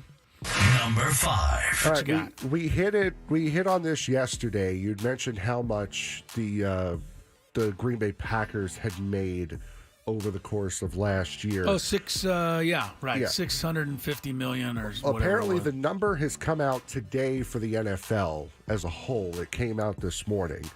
NFL teams are doing quite well for themselves monetarily. Last year, each team earned $402.3 million in national revenue. Is that on just in the national revenue? Yeah, via Pro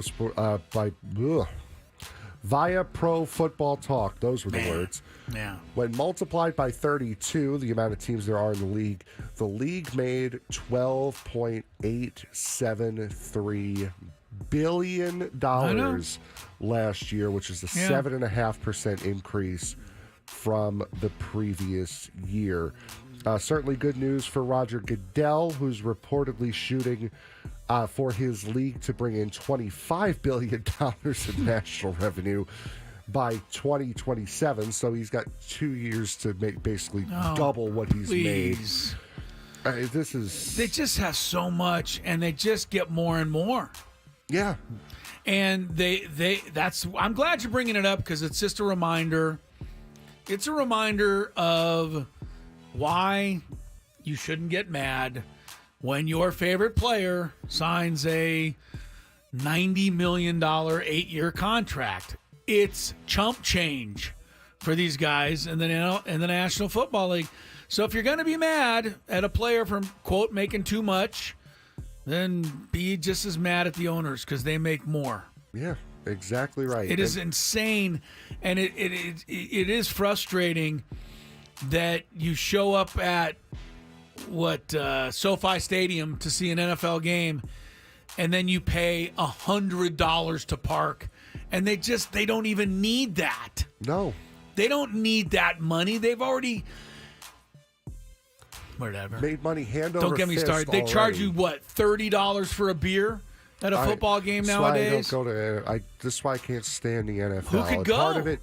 Who could go to an NFL football game? Realistically, I mean, it's not the NFL. It's not a posh sport like tennis. You're pricing normal people out of a normal person sport. Why is it that I don't mean this in any other way than to make a statement about it, but why does it seem like the guy next to me is putting on hold paying off his energy bill so that he can afford those tickets to the game he's at, too? I've not gone to an NFL game in years, and that one game I went to, the tickets were given to me. I don't spend money on the NFL because I can't stand it. Well, it's greed. I can't help it. It's greed. Oh, and it is for so the most greed. important part, the biggest part for me is it never goes away. It never has an off season. I don't need to hear the AFC South get broken down in March. I don't need to hear that. Just All let right, it Frank. go away. Let it have an off I season. love the NFL. I hate the fact that they make so much money. I don't know what I can do about it, though. We're going to stick with the NFL here for this one. All right. Number 4. As the Bears and quarterback Caleb Williams haggle over the remaining language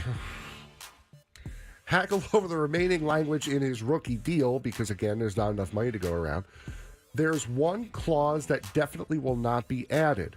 Per multiple sources, Williams asked the Bears to agree to not use the franchise tag upon expiration of his rookie contract. The Bears said nay.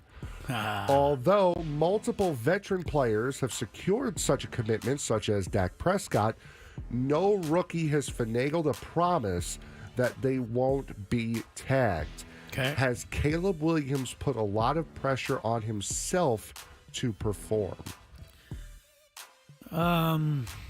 Well, there's plenty. I mean, you're the number 1 overall pick. Yeah. But here's my thing with Caleb Williams. Did I say this to you or to Scraby? Probably Scraby. he's high maintenance. And I'm Yes. kind of already over him. I'm already over Caleb Williams. I would love it if we lived in you talk about, a world where not everything was monetized. I'd also love it if we lived in a world where once in a while a rookie would actually go out and do something before he started spouting off about how great he is or making demands on his contract. Saw what his replacement did at the Holiday Bowl? 6 touchdowns in the first game he ever stepped on the field for USC? I do remember that. I was at that game. Yeah, Caleb Williams, I'm just telling you, Caleb, you're making it difficult for any of us to really root for you. And maybe you don't care. But, when you start making all kinds of demands before you've ever stepped on a field, you're already comparing yourself, and you're asking for things that just aren't realistic. It's going to be interesting to watch this guy during Hard Knocks, I must say. He's on the Bears or the training camp Hard Knocks this year. I know there were a couple, at least when Hard Knocks came out, that there were a couple of things that prevented a team from being on. Like if they were the recent Super Bowl champions, they didn't have to do it. Yeah, there's a bunch of things that prevent you from being on. I thought having a first-year quarterback was a new one, or was a thing also. Yeah. I guess I don't know. I can keep track of only so many rules. That's true, too. But yeah, I'm having trouble, being a Caleb Williams fan. And I'll say one thing. You talked about the pressure. Here's one thing he's got pressure. He's been surrounded already with more talent than the Bears have had there. And, long time. Since maybe the mid-'80s. I mean, they put him some big-time guys around him, so he's going to have to produce right away. I don't see him being the next C.J. Stroud. C.J. Stroud came into the league last year for Houston. You didn't hear a peep. He just went to work. And he didn't spout off. He just went to work. Nope. He did everything right. So we'll see what happens with Caleb. Number 3. All right, so for the first two, we stuck with the NFL. The first one was about league value. This one is also about league value. Angel City FC is now the most valuable women's sports team in the world following an agreement by Willow Bay and Bob Iger, I guess that would be, to purchase a controlling stake in the National Women's Soccer League franchise at dyslexia killing me again, at $250 million valuation. Good.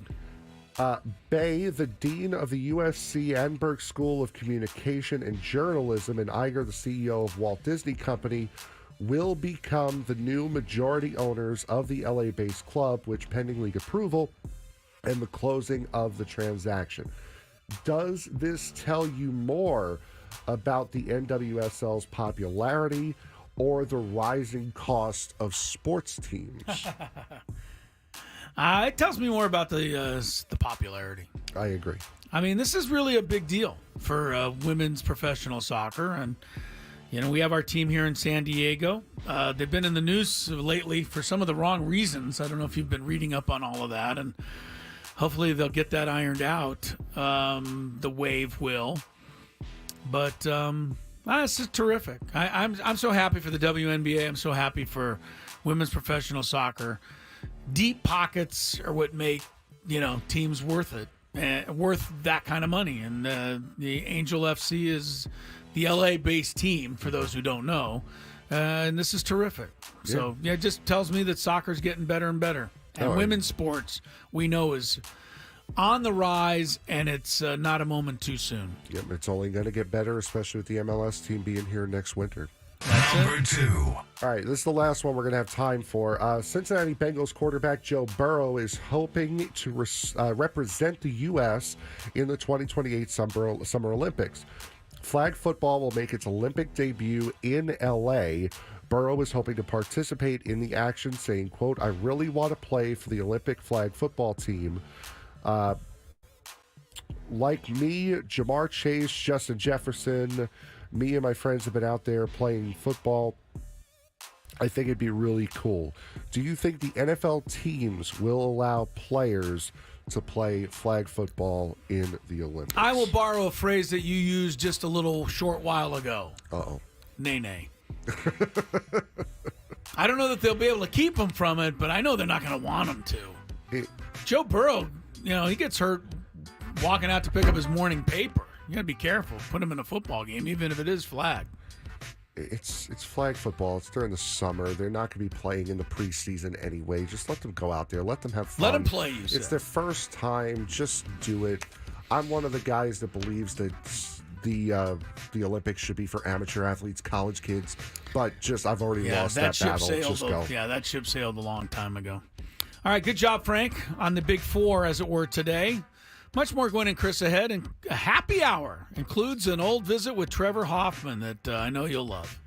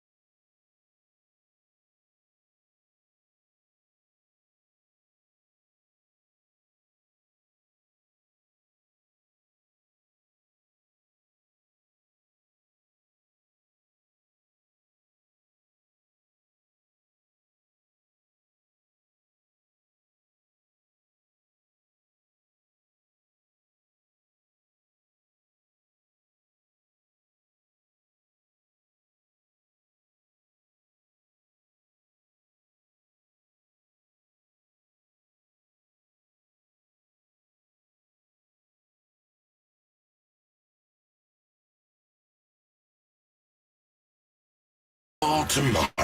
But Gwynn and Chris are just getting started. Sports talk it is.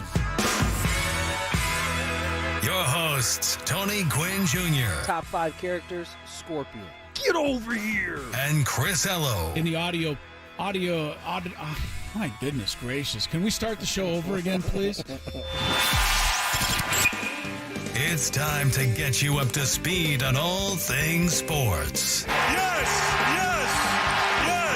With plenty of nonsense in between. Oh, look! Here comes our fearless producer!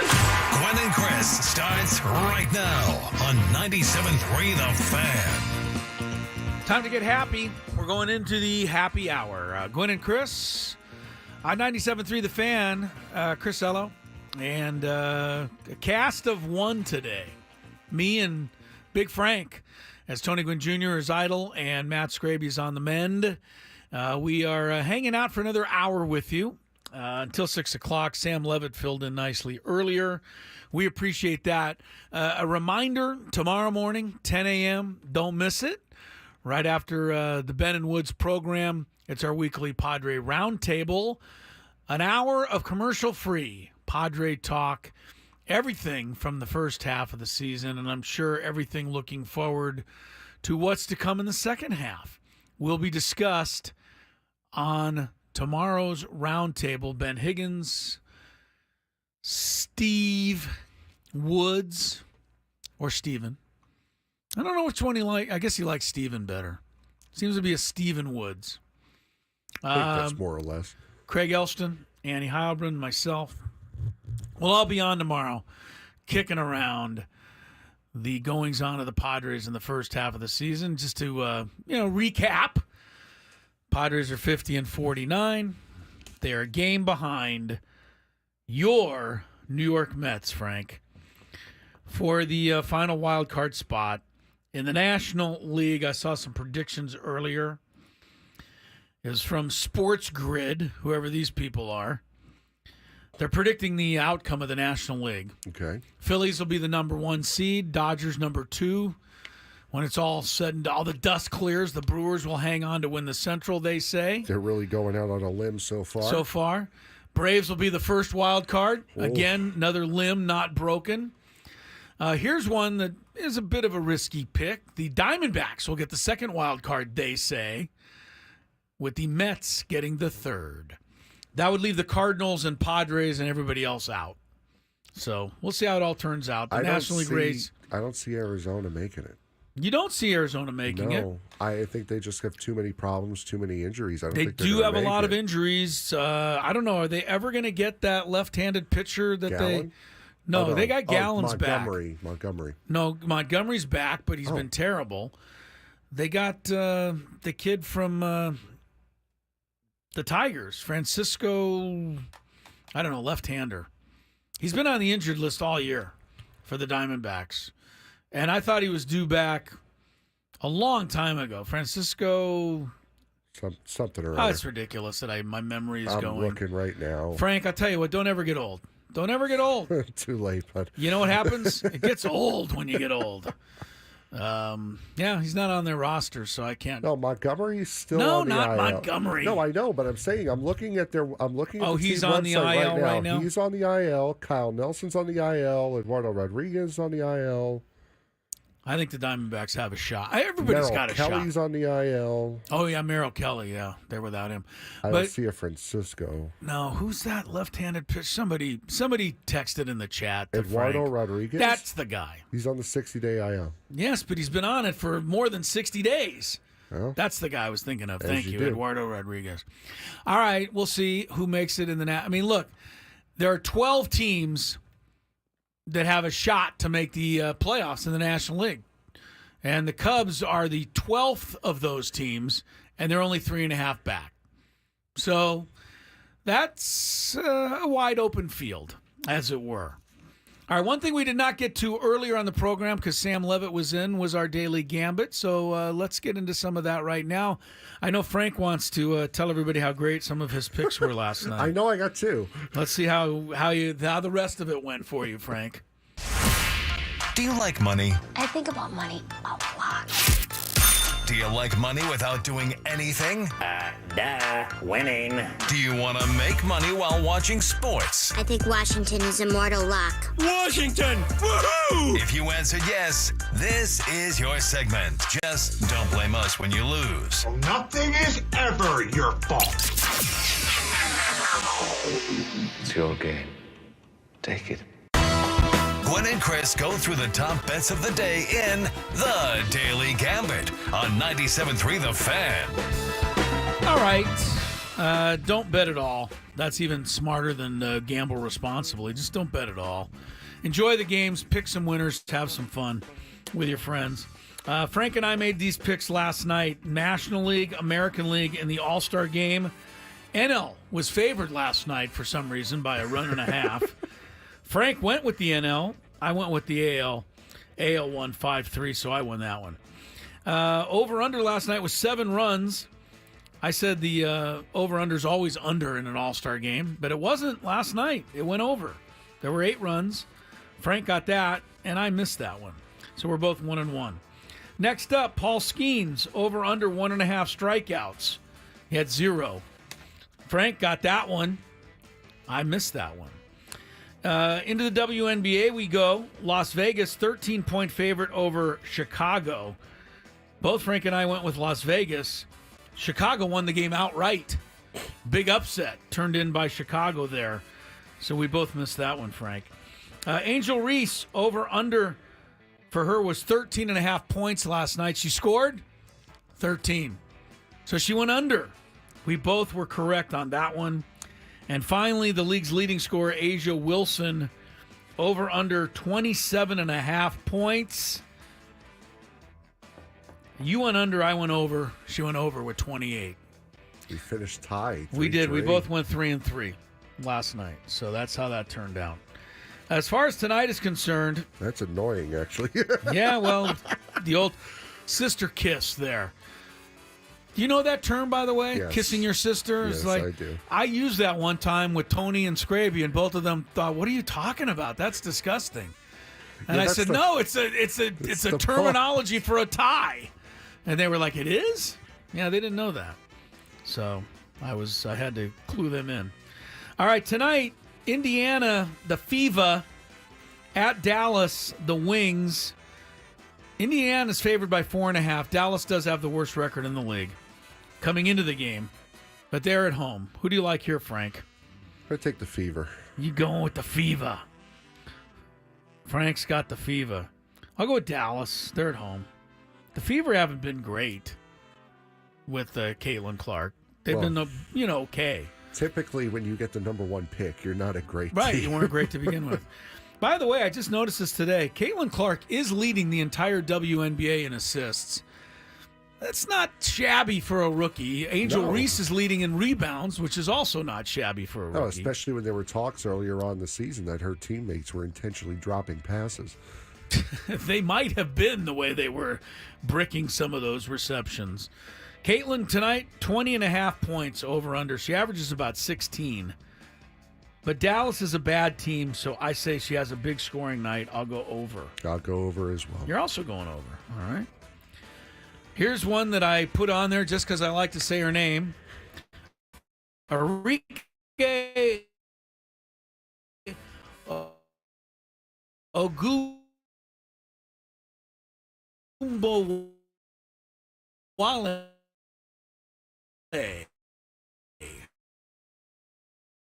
Ogunbowale. I need a couple of Ogunbowale.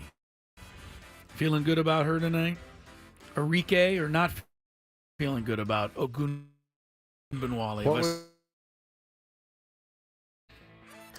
What's her over-under for the season? She averages 22, so they're hitting you right there. I'll say under. I'm going to say under tonight. All right, again, I'm going to say... Sorry, a little distracted. The stream's doing some wacky stuff. Uh-oh. That's why I was... Don't do that. Don't tell me that. I don't want to know about that. Stream. Hello, stream. Hang in there. All right. On to the MLS we go. Anyone. I just want to see how many MLS fans we have out there. In fact, just for fun, somebody. I know my Red Bulls are playing right now. I was The New excited York City to, Red Bulls. All right, don't look at any scores because I'm going to ask you a couple games. But here's before I get to this, I want to see how many real MLS fans are, and I think this would qualify you as a real MLS fan. You say you are. You can't wait for San Diego FC next year. You love your soccer, etc. Somebody write into the chat right now. Who has the best record right now in the entire MLS? And what I mean by that is who has the most points, because it comes down to points. You get 3 for a win, 1 for a draw, 1 for a draw, or whatever. So who has the best record in the MLS? Anyone on the chat got that? I'm curious. Frank? I don't got this. You don't have it? No, I would never have it. To me. I would never have it. So I don't have the chat. So somebody's got to. You got to tell me if anybody gets this. I'm seeing no clue. No clue, which is a problem. That's not right. Shoulder shrug emoji. Shoulder which is shrug worse. is no good. Anybody got a guess? Even like a team? Inter Miami. Inter Miami's guess. All right, they're second. Columbus Crew. They're was third. Guess. No, they're not third. They're third in their division. Third in the conference. Yeah. You're close, but nobody's gotten it yet. Who has the best record in the MLS? Come on, all you soccer fans. Everybody tells me out there how many great soccer fans are out there. I have never watched an MLS game, World Cup, Euro Championship. That's what I'm getting on the chat right only. now. So nobody knows. Thank you for exposing us. Yeah, I'm exposing you people. You guys tell me all the time. Cincinnati FC. Winner! Who got that? Salazar. Thank you, Alejandro. And did he really put Cincinnati FC? He put Cincy, yes. Okay, because it's FC Cincinnati. Whatever. Officially. But yeah, it is correct. Was it Alejandro? Yes. Thank you, Alejandro. Finally putting end to this madness. They are playing Chicago tonight. Chicago Fire.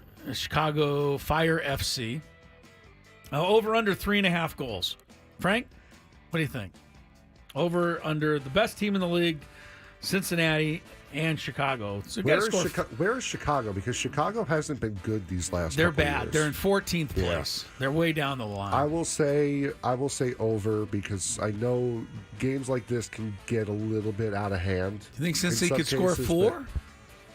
That's a lot. Oh, it's over under Cincy's goal? No, count? no. Over under total. Oh, yeah, Chicago may accidentally get 1. Wow. That was pretty cold-blooded to the poor Chicago team. I mean, everyone, you're going to accidentally score at some point. Just for the hell of it, I'm going to go under. One more. Inter Miami. That's Messi's team. Now, he's not playing. He's out with an injury. Bad ankle injury in the Copa America final. Inter Miami, despite still favored by a half goal tonight over Toronto FC. Makes sense. Which means with a tie, you'd win with Toronto. I'll say Toronto just in the event of a tie. I'll take Inter Miami. They still You're have go a with better Miami. overall team. Very good. And then I got one summer league game in the NBA. The great Bronny James leads his Lakers into battle tonight against Adam Klug's Hawks. Both teams are 0-2 in summer league action. Spring training for everyone. That's right. The Hawks are favored by 4.5. Frank, who do you like here? I mean, this is what we're left with, people. I'm sorry. It's the Wednesday of the All-Star break. What do you want? You could have had a British Open pick. I mean, Xander Schauffele, come on, I refuse to man. talk about the British Open since somebody yelled at you for it earlier in the day. Still angry about that. I'll take Atlanta. Goes with the Adam Klug's Hawks. All right, I'll represent Tony and take the Lakers. If I want to move up in this business, I got to. I think that was. Yeah, you got to schmooze the boss just a little bit. I got to tell you, Frank, I'm a little surprised there. I mean, I think we did a little bit expose our soccer fandom out there. Which just means you guys got to start talking about it more to get everyone ready for February. Okay, I get that, but I mean, we've got our team coming next year, and everybody tells me, we are soccer crazy in this city. I will say that is the worst part. The worst part about the MLS is every other soccer league in the Northern Hemisphere runs during the winter. MLS runs during the summer, along with baseball season. So you think that's what keeps the soccer people away? That does hurt it a lot. Okay. But then again, You play it in the winter, you're fighting with the NBA and NFL. Yeah, what are you going to do? Yeah. And you're also fighting the weather. Yeah, well, I mean, in the winter. It's same as everywhere I just thought else that in the world, though. this was not an official study by any means, but we have a pretty well-rounded listening audience out there, and I put it out there for grabs. Who has the best record in the MLS? And it took a while for Alejandro to come up with that. I would not have guessed interesting. Cincinnati because the last I saw of them, they were expansion team, bad. They're having no good. They're having a good season. They are 15-5-3 with 48 points. That leads all teams in the MLS at this point. All right, very good. Check of traffic coming up, and don't forget. Hall of Fame throwback interview with Trevor Hoffman that Tony and I did several years ago. That if you heard it, it's probably worth listening to again anyway. It's coming up shortly.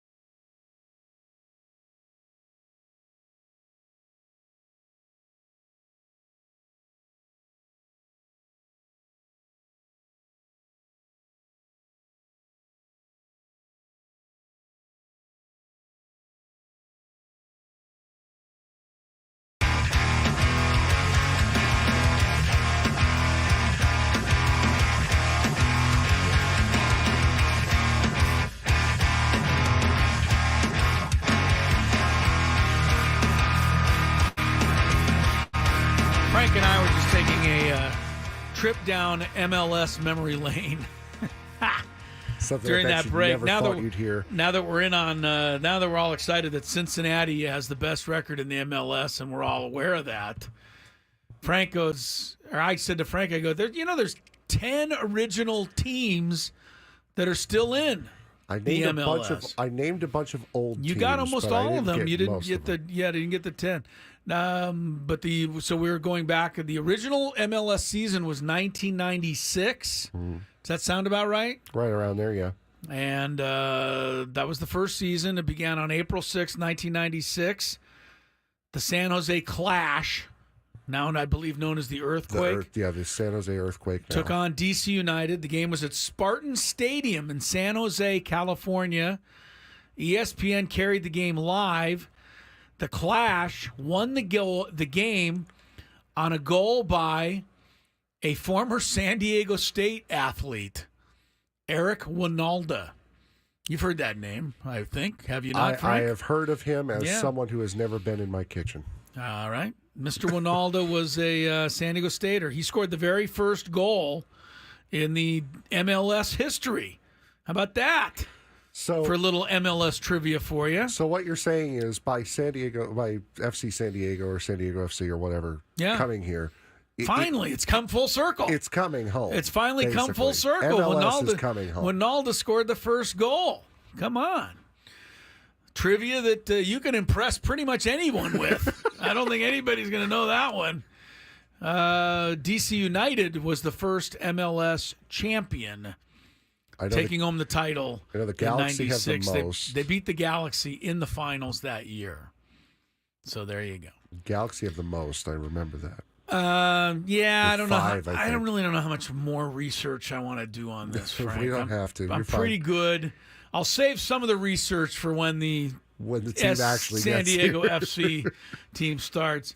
But I'll tell you one thing. I'm going to impress somebody soon when I tell them that I know who scored the first goal in the history of the MLS. Probably impress Scraby tomorrow when you think of something to talk about. I don't think it'll impress Scraby because I don't think the British Open. I don't think he cares that much. The British Open starts tomorrow, Frank, and it's high time we talk about it. Oh, my goodness gracious. Does anybody know who the defending champion is at the Open? It was a weird winner last year. Not a big name guy at all. And so much so that I can't even remember his name. I'm trying to find it here. Look it up for me, will you, Frank? Is it Brian Harmon? There it is. Brian Harmon, the winner of last year's Open Championship. And of course, Scotty Scheffler is the big favorite this year. And, makes sense. Scheffler's really had a fantastic year. Same Scott Scheffler that finished tied for 23rd last year? The same one, and also the same one who was a nobody until he played a round at Torrey Pines with one Tony Gwynn Jr. a couple of years ago in the celebrity media Torrey Pines round. Tony gets invited to play, and we're like, "Who you playing with?" He goes, "I don't know." Well, what's the guy's name? Scotty Scheffler, maybe? We'd never really heard of him. Nobody had really ever heard of him. Tony played the round with him, and now Scotty Scheffler is the man. Scheffler is a solid favorite to win the 152nd Open Championship. I remember the first one. Scraby would make fun of me because he thinks I'm so old that I was there. You know what I would think would be really interesting is if the second favorite wins this weekend. The second favorite is Rory McIlroy. The reason I say that is because if Rory McIlroy wins, I think the golf media en masse ought to just walk out of the interview tent. When Rory McIlroy comes in to be interviewed after winning the British Open, or the Open, sorry. But when he comes in and he sits down and he's all got his claret jug and he's ready to go, I think the media ought to get up and just walk out. Because that's what he did to them at the end of the U.S. Open. When he lost, he got in his car and he peeled out of the parking lot. And, there's many people who, didn't think that was really the right thing to do. I can understand that you're frustrated, you're angry, But, none of these guys are anything without the coverage that they get. And Rory McIlroy has, been pretty well covered by the media in his career. Yeah, and, he missed a terrible, a short putt, the whole thing. But the fact that he didn't face the music, a lot of people gave him a lot of grief for that. So I think it would be kind of funny. And here's your champ, Rory McIlroy, right back. comes in, 3 people, and then everybody gets up and walks out. And then then nobody's there to cover you. There you go. That's what you did to them. That's the way my mind thinks anyway. Feels a little rude, honestly. You think what? It'd be rude to get up and walk out? Yeah. Oh, for sure. I mean, and the old saying, 2 wrongs don't make a right, but they sure make you feel a whole lot better sometimes. I've always felt. 2 wrongs don't make a right, but was it 3 lefts make a right? Or 3 rights make a left? I think 4 lefts make a right. Anyway. Don't confuse me, Frank. Don't confuse me. All right. One last note here before we go to a break and then our interview with Trevor Hoffman. Last night, All-Star Game television ratings are in. Oh. 7.4 million viewers. 7.4 million, did I say? Yeah. Of those 7.4 million, 7.3999 million hated the uniforms. Doesn't say that, but I'm throwing that in. $7.4 million, the second lowest rated All-Star Game in the history of the sport. The only good news, the lowest rated one was last year. So they actually went up a little bit. Can't get much worse. This year, yeah. I mean... Hey, I'm sorry, but, the All-Star Game, it's just not what it is, but you got to at least put the uniforms back on. Part of it is what and you I guys... don't think that's going to change it a great deal, but something. Oh, part of it is what you guys talked about earlier on today, where it's these guys play each other all year long. That's not special anymore. Well, they people don't try any All-Star Game because why would you? The thing that we like, we don't even know that this is what we like, but what we like about sports is the notion that the 2 teams that are out on their field or wherever they are, golf course, tennis court, soccer pitch, wherever, that they're out there trying to win. But it's That's also... what we watch. We don't know how it's going to happen. We watch to see how it's going to unfold. The All-Star Game doesn't have that going for itself because we know that they don't care who wins. And one thing that I think you guys overlooked earlier when you and Sam were talking about it was there's nothing riding on this game anymore. It used to be the winner got home field advantage in the World Series. Yeah, at least there was something on the line. Whether or not you thought it was a value is up to you. But at least there was something on the line. Yeah. Now you're just playing a game just to play a game. And honestly, it wouldn't hurt me if there wasn't an All-Star Game anymore. Name All-Stars. Name All-Stars. Absolutely. Name the best players. But do you really need to play a game if you're not going to get any effort, especially in the NBA and NFL? Revenue. Back to that again. But yes, I agree. I don't disagree. The NFL Pro Bowl should have gone away a long time ago. Actually, it has.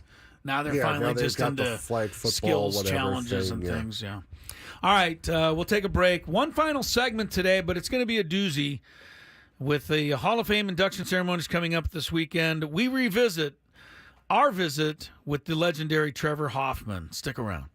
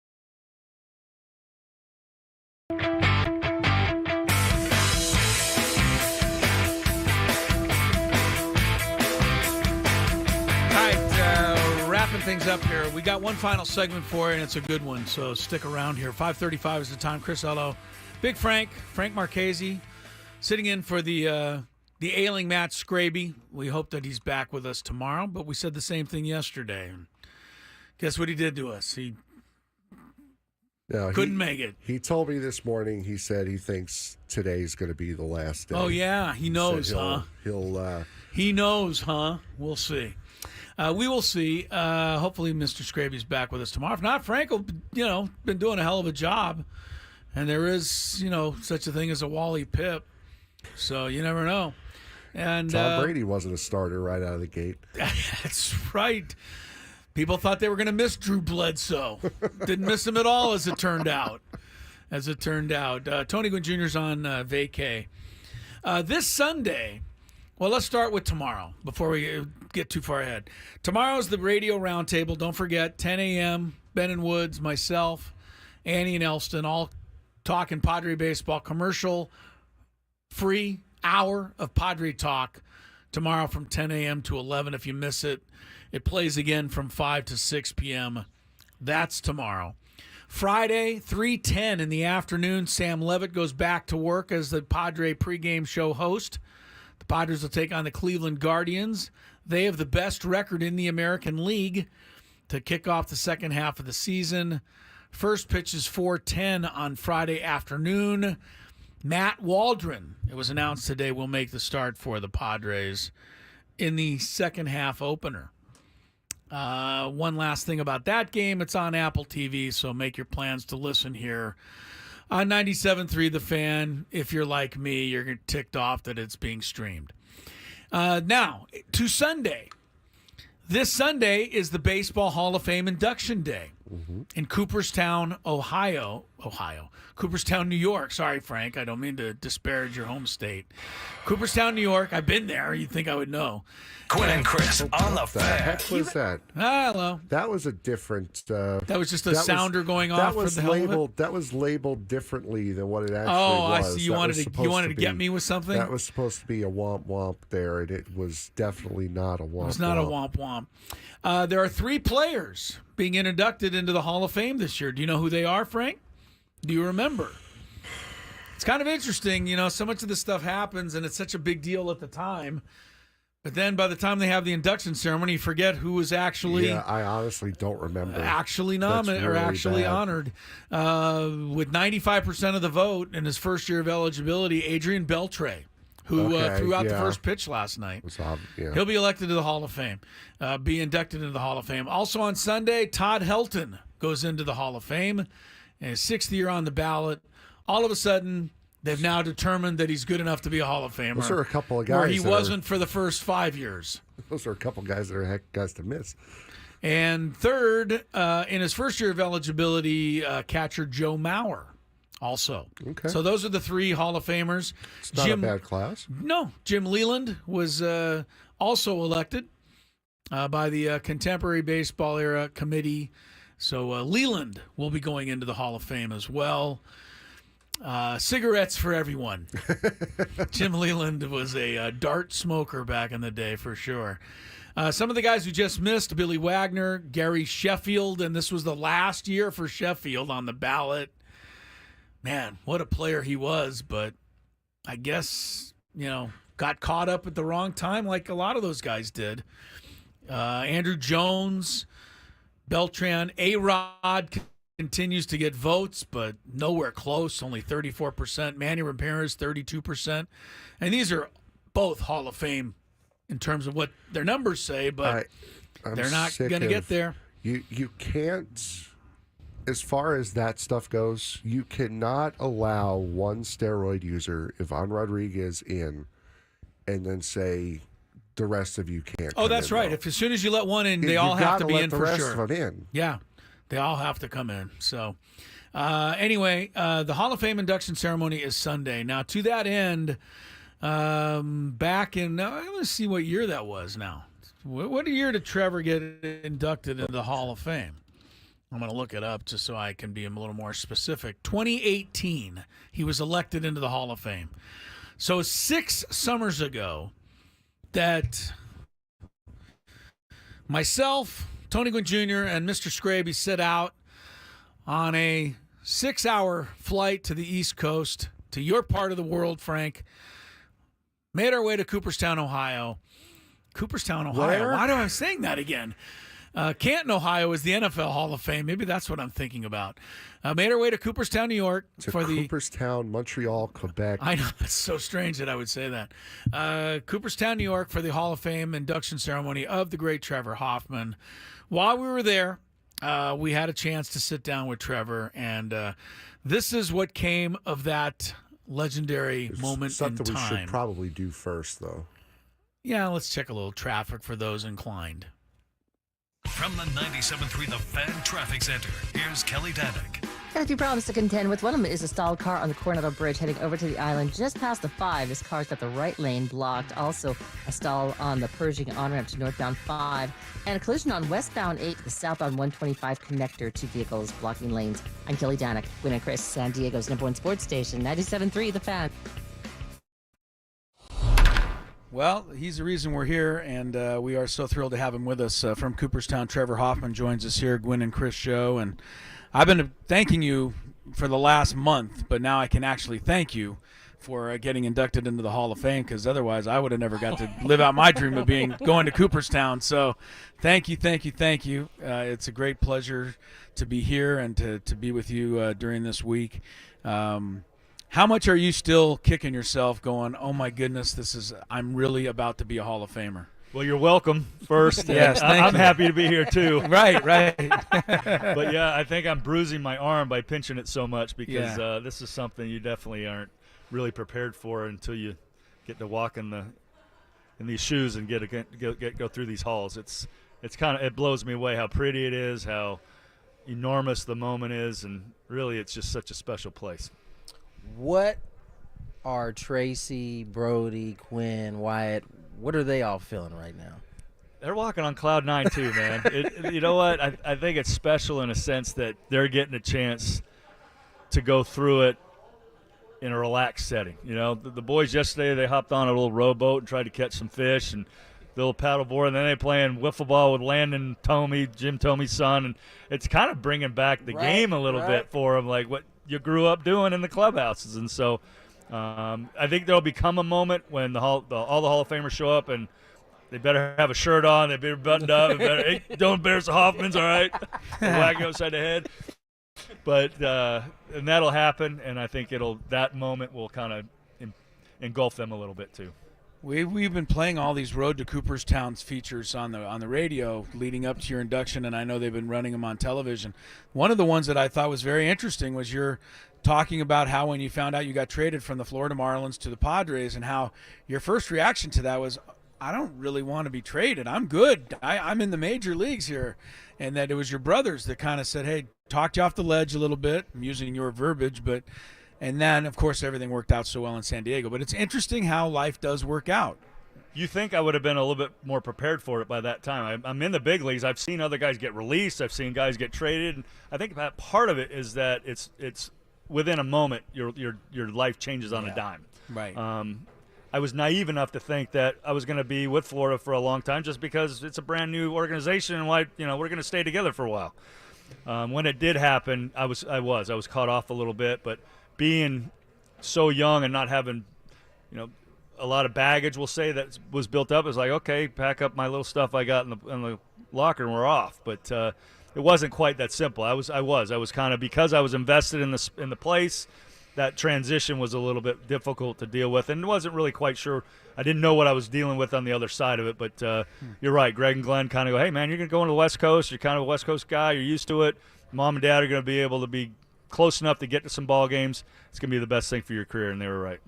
Trevor, let's trudge back through your career. You have so many highlights that stand out, especially the San Diegans. Which one is the one that stands out to you the most? A couple, and the 3-game set up in Dodger Stadium when we were down 2 and we swept, and your uncle gets the big knock, and Dad's a big part of it, and we celebrate with kind of a group that was not really expected to do too much, and then to hear it kind of sent back to on Sunday afternoon when the Chargers are Right. playing, and there's random cheers that are going. I love that when Right. the fans are watching something else in the middle of another game. That cracks me up when that goes on. That shows that they're invested Right. in digging it. So that was something pretty special. And then to be able to see Fins catch that ball in center field that bought us that ticket to New York was something that as I turned around, that stands out pretty big. Stands out to all of us. I mean, and I can't believe it's been, I'm not even going to say how many years, but just 20 years? Oh, yeah. But goes by quick. Yeah. When in your career, if at any time during your career, did you think, I could be a Hall of Fame player someday? Or is that something that never crosses your mind until you're done playing? I'd lie to you if I said it doesn't cross your mind, but it's something that you don't allow yourself to dream. Okay. I think it's important to stay in the moment. It's important to be accountable and true to the guys that you're suiting up with, because that's a little bit more of a selfish motivation that doesn't have a place in a clubhouse. And so you're aware of it, but at the same right, the only way you can make it a reality is by going out and doing your stinking job. So we kind of kept it in that perspective. And I think that's why everybody loves you so much, Trevor, because every time we ask you a question about you, you somehow end up finding a way to wrap your teammates in it. And that's a characteristic that really goes a long way. Let me ask you this. As it pertains to your speech, I know that was a difficult thing for my dad to actually get through. Writing a speech, there's going to be parts where you got to talk about stuff that's going to bring up emotion. You got to try to figure out a way to get it to the bottom, get through all of it. Has it been difficult for you writing your speech?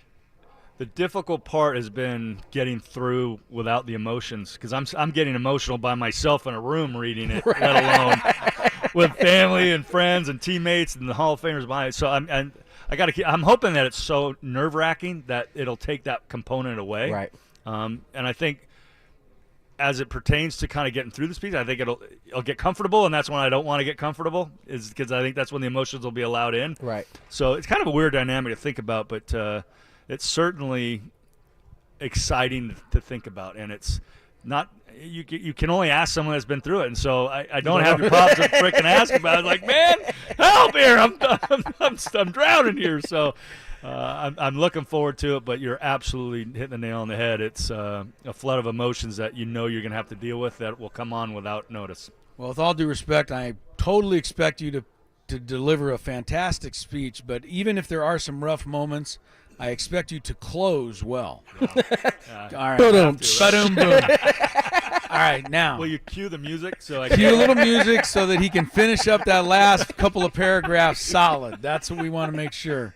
I have to ask you the question that's been asked a million times, but I just think on the eve of going into the Hall of Fame, the changeup and what it means to you and what you think about and why you think no one – I don't want to say no one because guys have good changeups, but why no one really is in the Hall of Fame in a lot of ways just because of an amazing one pitch that you were able to master. Yeah, I mean, I was fortunate that it morphed into what it did, and talking with teammates and picking their brain about their craft, I think was important. But for it to become a signature pitch and something that was important to me, it's kind of cool to think about. Yeah. I know it's not something. I mean, Mariano next year will be here, and we'll be talking cutters and how he even simplified even more. I had to locate a fastball to be able to get to a changeup. He just said, "Here's a cutter, you guys can't hit it." So, right, deal with it. But I'm sitting next to a guy that got to see the changeup pretty good in Milwaukee and hit that triple down the right field line. I still he wake closed up his with eyes. nightmares. He told me the other day not. the truth He be did not. closed his eyes. It was such an amazing matchup, and I was crushed in the tunnel with you. I was hurting for San Diego and the fans and Blackie, but man, that was so fun competing with you. And, I wish you didn't see the changeup so damn good.